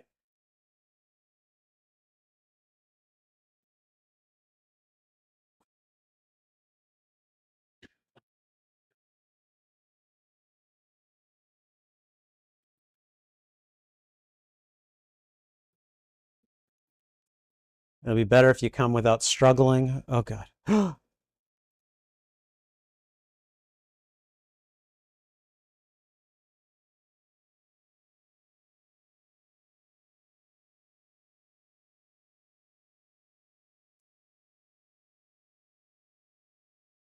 Oh, dang. The resistance happened to be nearby, it looks like.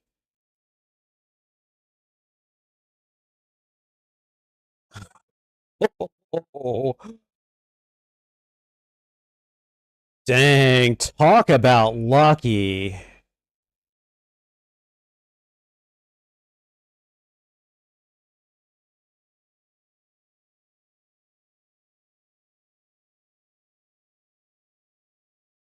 Yeah, she's had a rough day. She has had a rough day. Although she frickin' threw down on the captain. Now these guys are going through and doing the same thing that the fascists did. And you know what?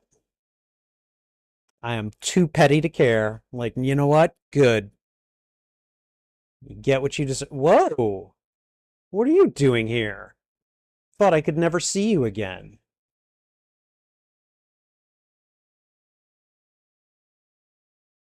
The hell?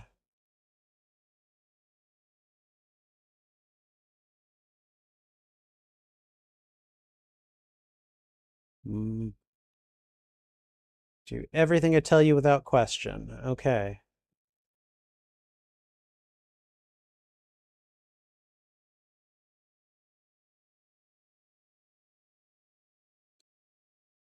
Fetch your brother. Bring him to the labyrinth as quickly as you can. Is that it?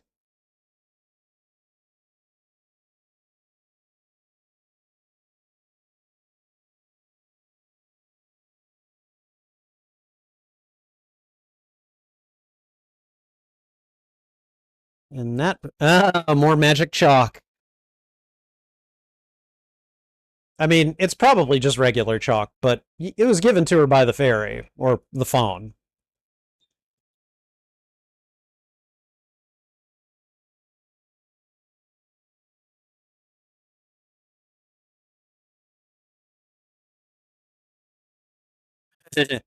Let's put a smile on that face.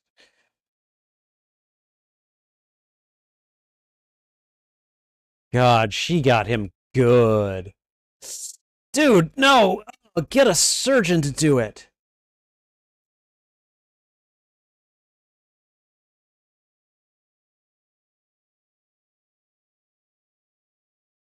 Does he even have an anesthetic?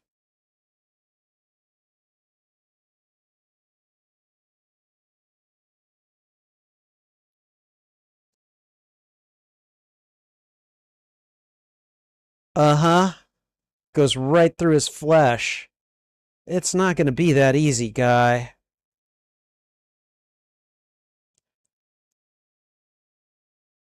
Okay.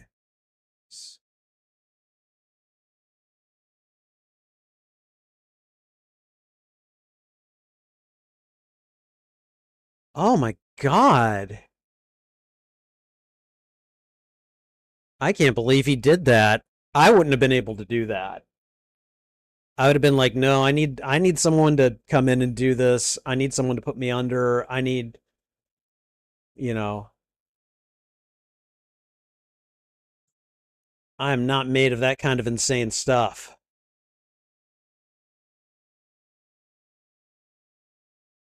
Continuing to drink. Okay. So go. Yeah, that is not a good idea, buddy.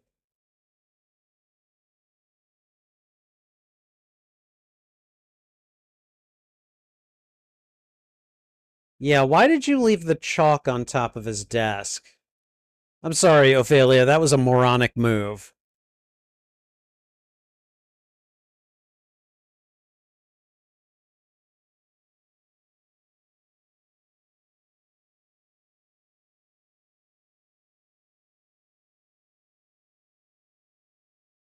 Okay, at least she was smart enough not to stick around there.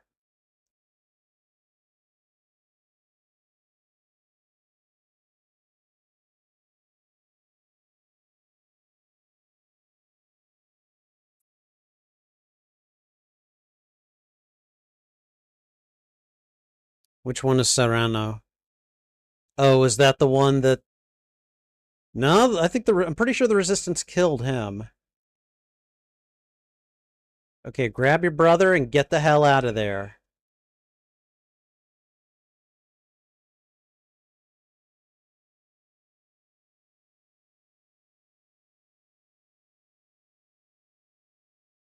Oh.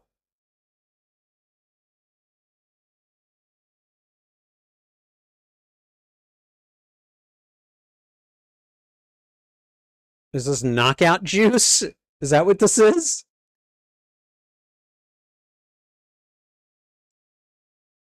Serrano. I'm surprised he survived.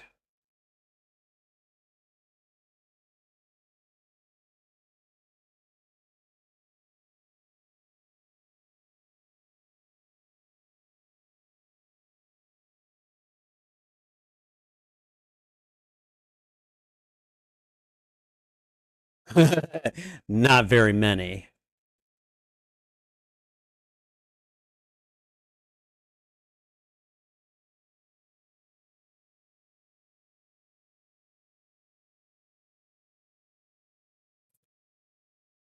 Oh, oh, that's a big promise to make. You don't know where the threats are coming from. I mean, there's.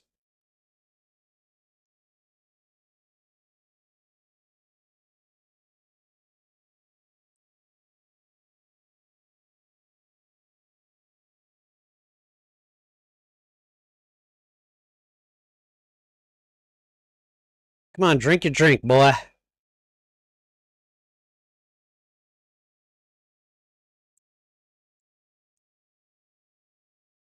God, I can't even imagine.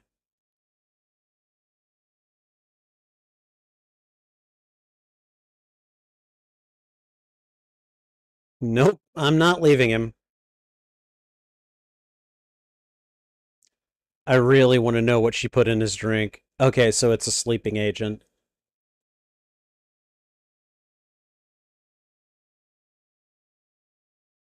Yep, he's gonna go down. He's gonna go down hard.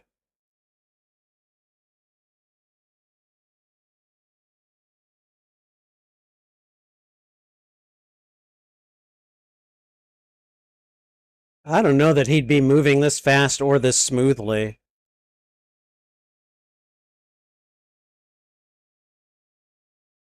He is bleeding. He is cut from the mouth. He is drugged.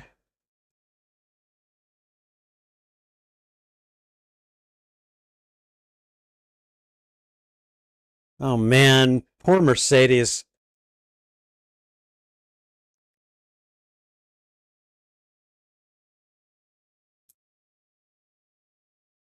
So they're all going into the labyrinth. Never has Ophelia been this important to the captain. What was his name? Captain Vidal?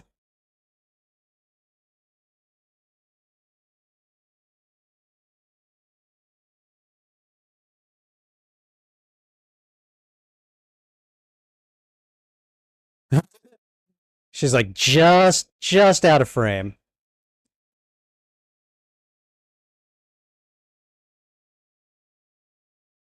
Oh,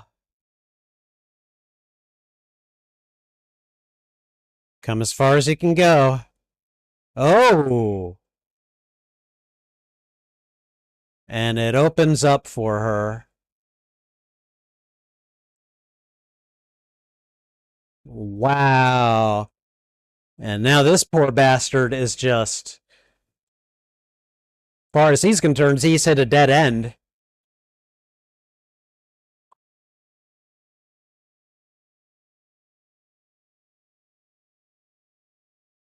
What?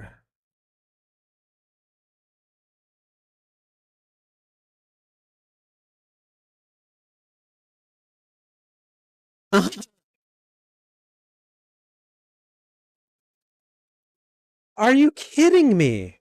Oh, a drop of blood?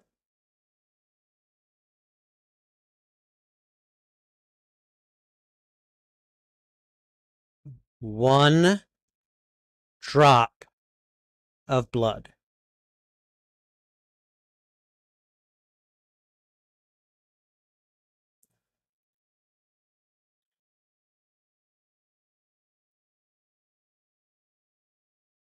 Oh.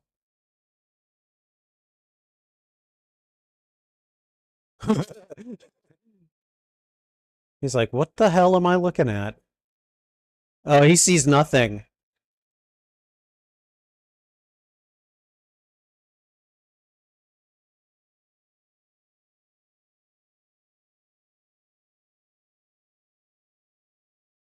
He does as he says. Wow.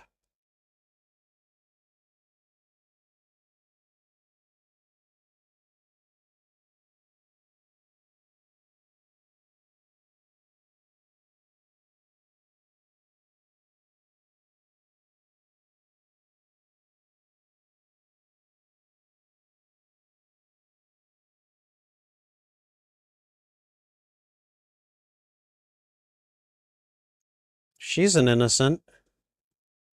That's why the blood was going back up into her.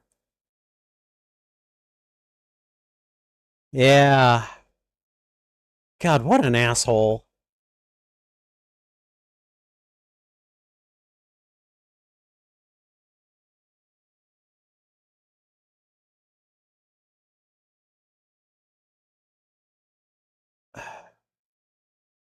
Those are not his troops, are they? The resistance has just basically taken him down.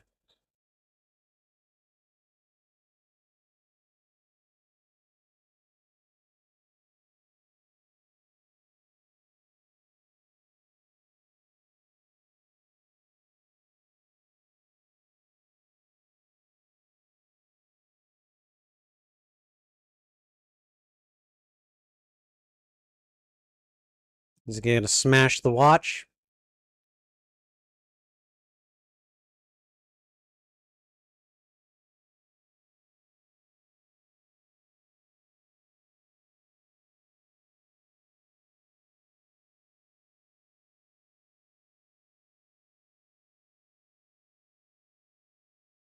Oh,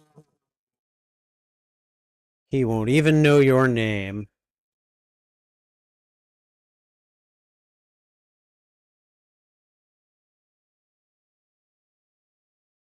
Wow. She stuck it to him. In the final moments, she stuck it to him.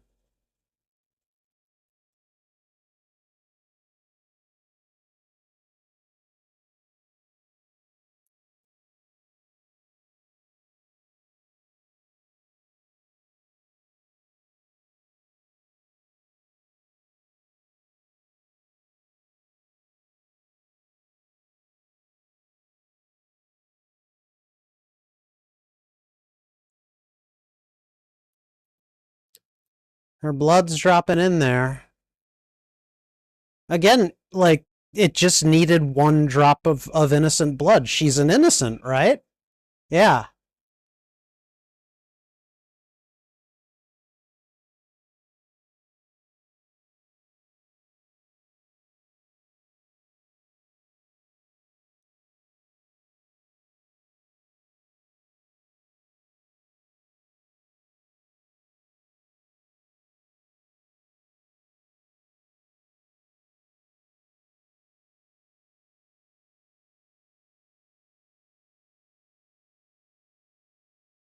Oh. She's humming the only lullaby she knows.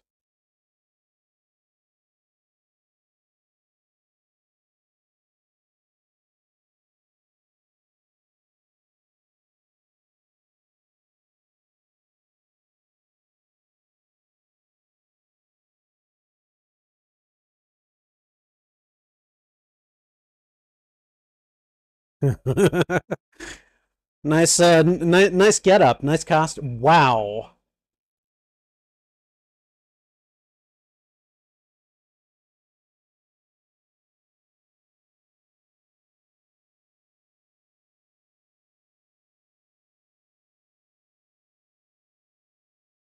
that was the final task and the most important.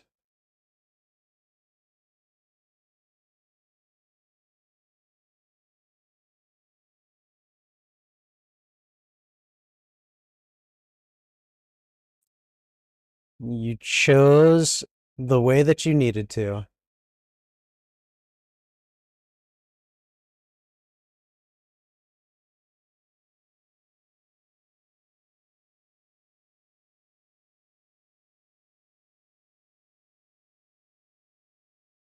And there's that third throne just for her.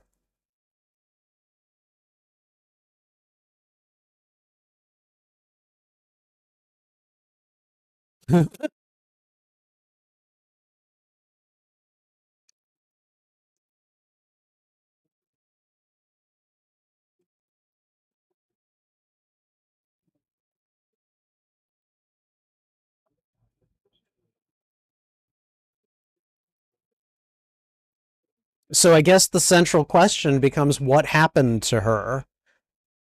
Did she actually die? Or did she return to her family? It is said the princess returned to her father's kingdom. She reigned there with justice and a kind heart for many centuries.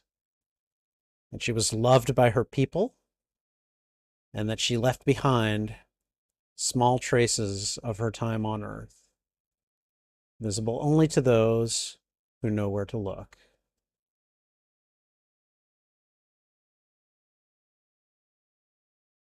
Pan's Labyrinth. The Labyrinth of the Fawn is how it translates.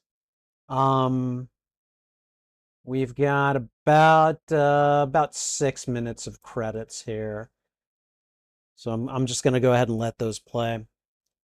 Can we please? I don't want to play Coraline next. All right. Okay. There is a lot about this movie that I forgot. Like, just so many details. I forgot about the whole. I knew the captain was a dick. I knew that from the get go, but like the whole subplot with like her little brother and her mother being sick and everything, I had forgotten all of that. Um, I mostly remembered the hand eye monster and vaguely that there was some resistance, and I was just like, okay, all right, that's a thing. So very, very good. It's a good movie. This was I don't know. Like this is I'm pretty sure this is Guillermo del Toro, right? Uh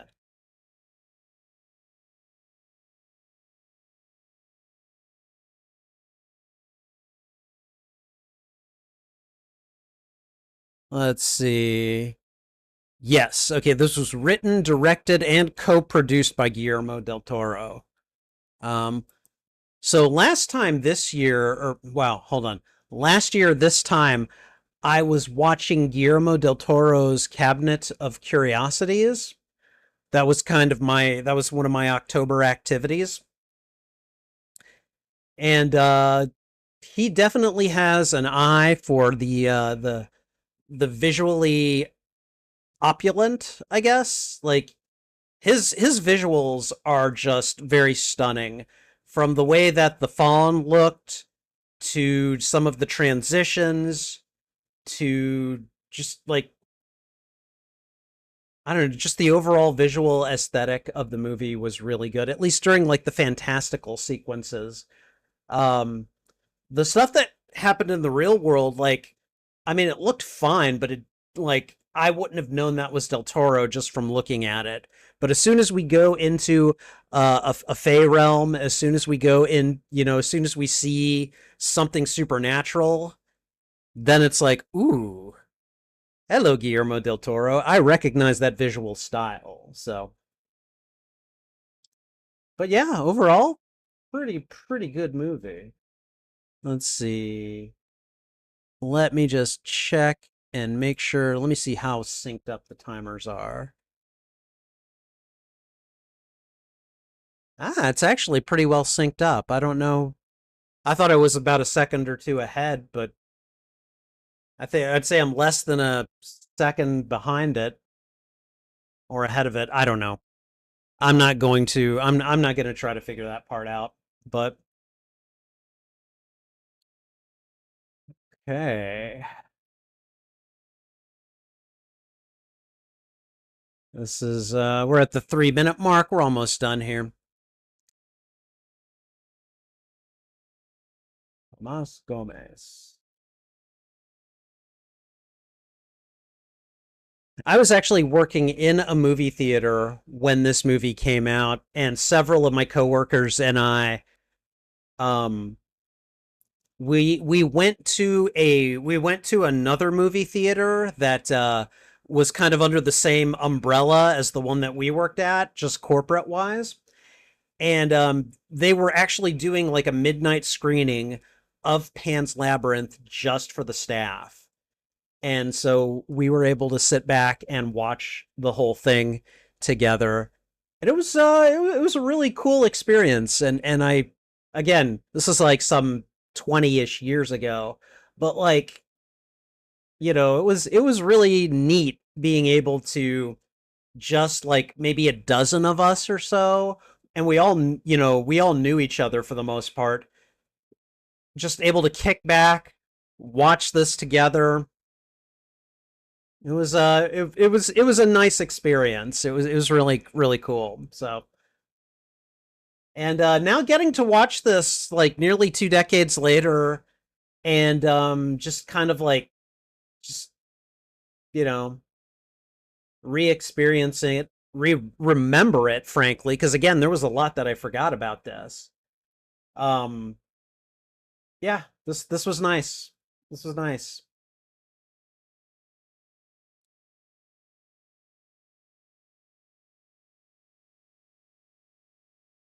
All right, we've got about a minute of credits left, so not too much longer. Let me go ahead and summon the script so that way I can sync things up properly.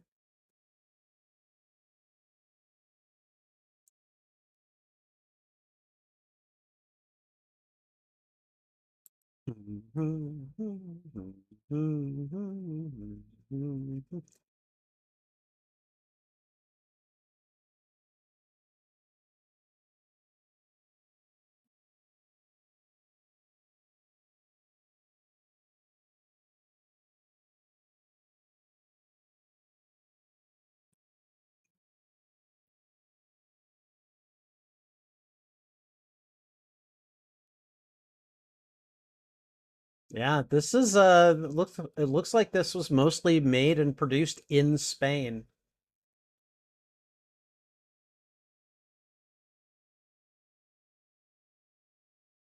Okay, where'd the script go? Where'd the script go? Where'd the script go? And stop. Okay, there we are. All right. That was good. Let's go ahead and take this off. Okay. All right, everyone. That was Pan's Labyrinth. I hope you enjoyed being able to watch it along with me. It was a nice experience. Let's talk about it. So, again, there were two fairly traumatic scenes that I remember from this movie, and now that you've hopefully seen them, you can see probably why I remember them. The first one was where what was his name? Captain Vidal. God, that guy was an asshole. Basically bashed a guy's face in with a wine bottle, which was just. I remember the first time I saw that with my coworkers at the time, and I was just like, God, whoa, why did you make us watch that? And again, it was and it's just one of those things, like, the brutality of, I don't even want to say war at this point, it's just the brutality of assholes like that captain. I he was very clearly written to be a dislikable character, and like the only thing that he cared about was his son. He didn't even care for Ophelia's mother. And actually, I'm really curious to know, was the mother that Ophelia saw at the end of Pan's Labyrinth, was that the same actress?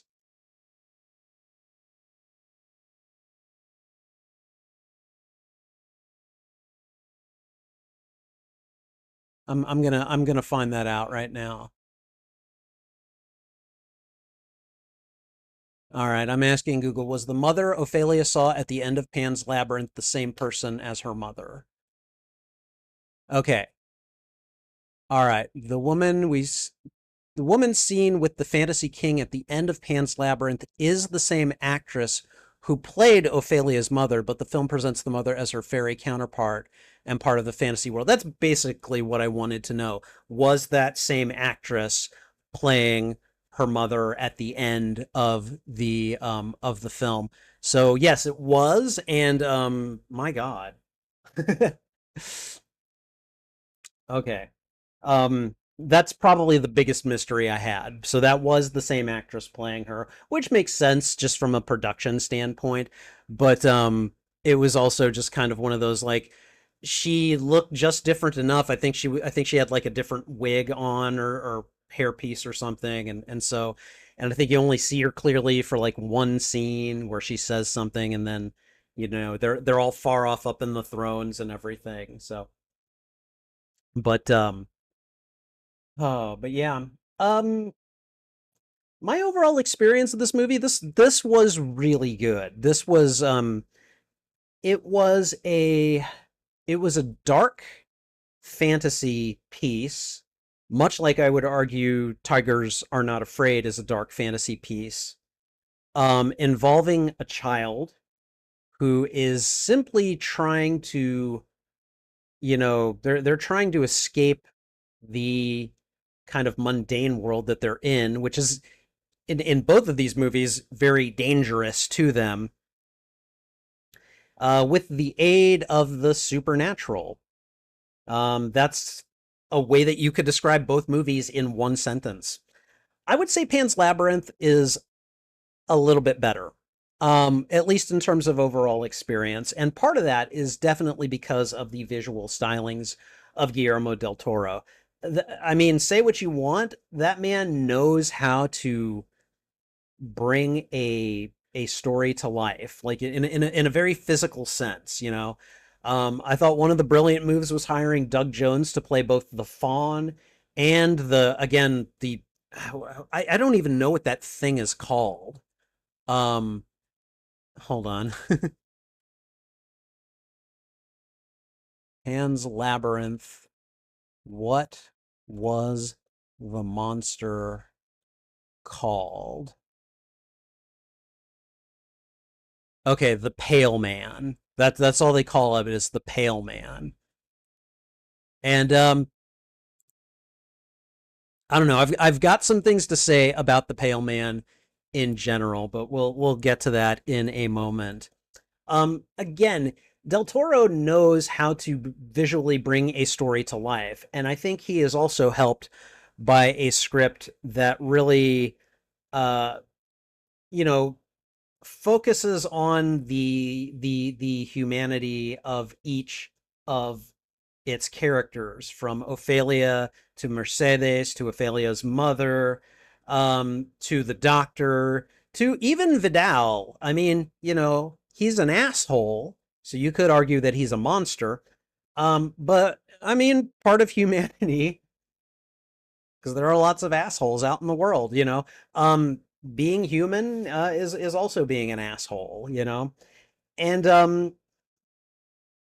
and he does a really good job of just kind of bringing out why everyone wants what they want, and then making you sympathize with Ophelia and Mercedes and the doctor and her mother, while at the same time finding, finding monstrous things to say about Captain Vidal and his troops, and even at times Ophelia's mother, like the scene where she, um, you know, basically breaks down and yells at her daughter. I mean, that's probably coming from a very genuine place in her real experience, but she is saying some pretty cruel things. This world is not like a fairy tale. This world is not, you know, magic and everything. It's a very cruel place. And then she takes the root that Ophelia had placed under her bed, the mandrake, and throws it in the fire, which, like, you know, to her mother, that was not a big deal. But to Ophelia, it's like, dude, that thing is magic. And I put it under your bed to heal you. And as soon as she threw it into the fire, her mother started to get sick real fast. I think she died shortly after that, actually. So, really good direction, really good, and a really good cast, too. I mean, the performances are very good. I am generally, I mean, whenever I watch a movie that is in another language, maybe I should make a tag for Spanish language films too. Um, anyways, um, whenever I watch a piece of media that's in another language, I of course rely heavily on the subtitles and the translations to get me through it. So, and I'm really glad in this instance. I mean, I've watched anime that has been dubbed in English, and then I've watched other anime that has subtitles in English. And really, I think I prefer the English subtitles. For some reason, I like hearing the language spoken that the story is trying to convey, even if I can't understand it.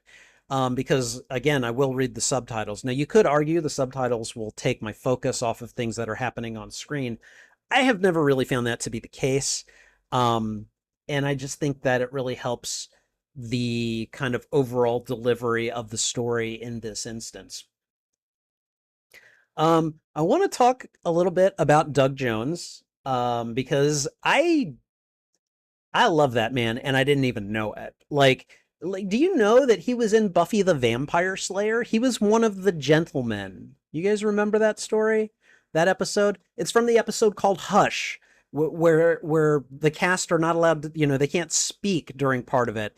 And you got the grim doctor looking things that are in like these fancy suits, and they're clearly demonic and everything, but they never talk, and they're just going around like carving people's hearts out, just you know, Doug Jones played one of the one of those things, one of those doctors, basically. Um, he's Saru on Star Trek Discovery, which I love him in that role. And yeah, and he's played a lot of kind of monstrous uh entities in a lot of movies. I think I if you need a tall, skinny, lanky looking, creepy part, you probably call Doug Jones, or someone like him, like Peter Mayhew when he was alive, or Carol Strucken, or something like that. Um, but yeah, like he turns in a fantastic performance. I will never forget the Pale Man. Like the eyes and the hands and then no eyes on the face, and this is how he looked around. That was supremely creepy. And I yeah, like that entire scene is really interesting because it's the premise of, when you go into a fairy realm, don't eat the food. But I think there's a little bit more to this scene because, like, again, there's a very opulent feast in front of the pale man who has not moved from it at all. Um, and it's just really interesting because, like, you know, how he gonna eat all that food, you know? And I can't help make the comparison between the metaphor of like someone who is very rich and got a whole lot of money. What are they going to do with that money? And it's like, no poor person can have it, Like I'm seeing a very big metaphor for greed or gluttony or whatever you want to call it right there. And it's very clearly just a lure. That's all it is. It's a trap. The food is nothing more than a trap. Because you see that the pale man eats children, and you see a bunch of children's shoes near that table. The food is nothing more than a trap. And like that entire scene is just like overloaded with meaning and symbolism. And I just it's one of those scenes I am never gonna forget. So but this was a wonderful experience overall. It was nice to rewatch this after so long. And again, I picked this because I watched Tigers Are Not Afraid just 2 days beforehand. And I wanted an opportunity to put these two movies on the same playlist, and so I was like, dark fantasy applies to both of these.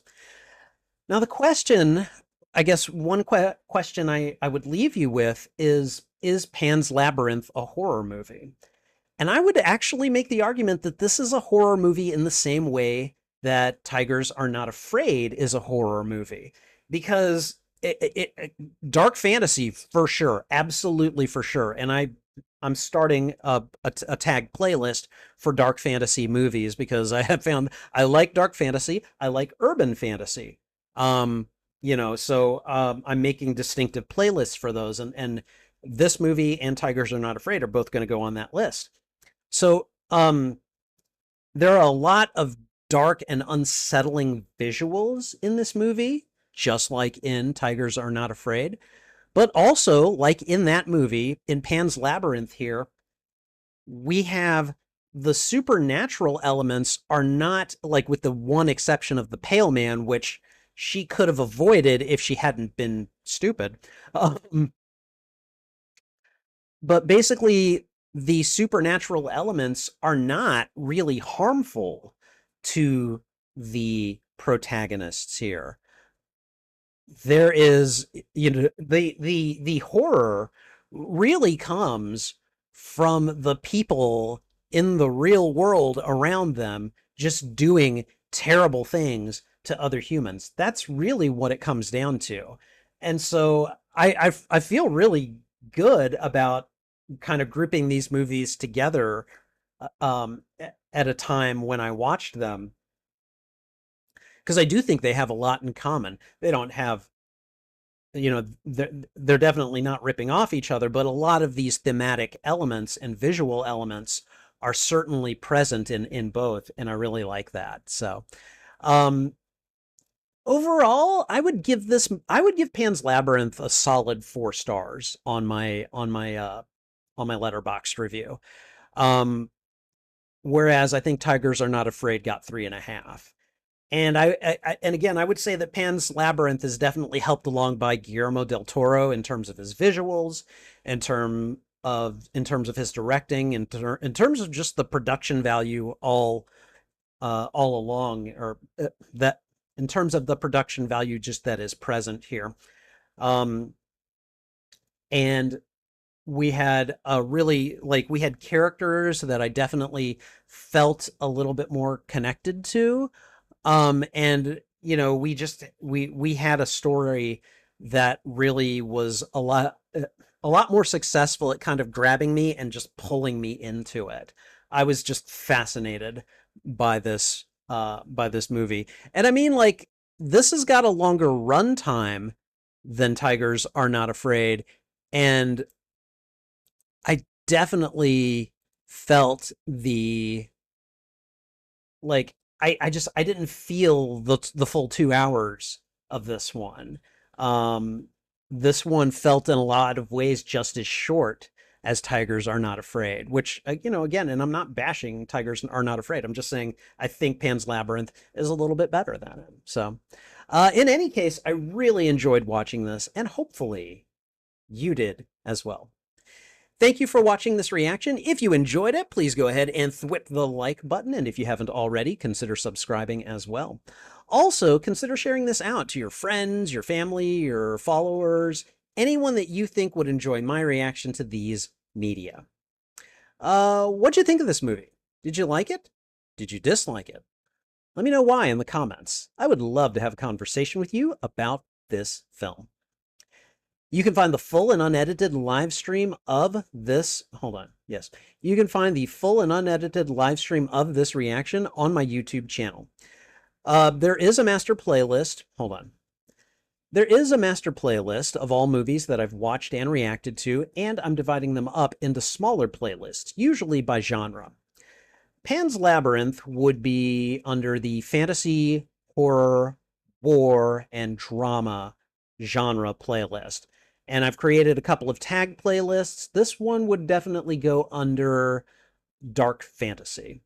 Whichever of those playlists you go looking for, you can find them on my YouTube channel under the category Watch Party. All right. And, and channel memberships are now live on the Spidey Librarian YouTube channel, right? Yes. Channel memberships are now live on the Spidey Librarian YouTube channel. check out the membership tiers and see which benefits you'd like access to. Perks include shoutouts, members-only videos, members-only live streams, and early access to selected uploaded content, as well as a few other perks, right? Yes, as well as a few other perks. And that's not even mentioning my custom emotes and badges. Wow, I'm going to do that again. And that's not even mentioning my custom emotes and badges, which I think look pretty good. Check out the membership tiers today and see which perks you'd like access to. All right, and I think that's everything. So thanks again for watching. This is Spidey Librarian, and until my next stream or upload, I'll be wishing you a good day. All right, and it looks like we didn't have very many people show up today. That's okay. A lot of people don't get into the spookiness of the spooky season until the end of October, whereas I celebrate it from the get-go. So, all right. Well, I'm going to head off. Thank you guys for being here again. Those of you who tuned in for however long a length of time as you did. I appreciate it very much. Take care. This is Spidey Librarian, and until my next stream or upload, I'll be wishing you a good day.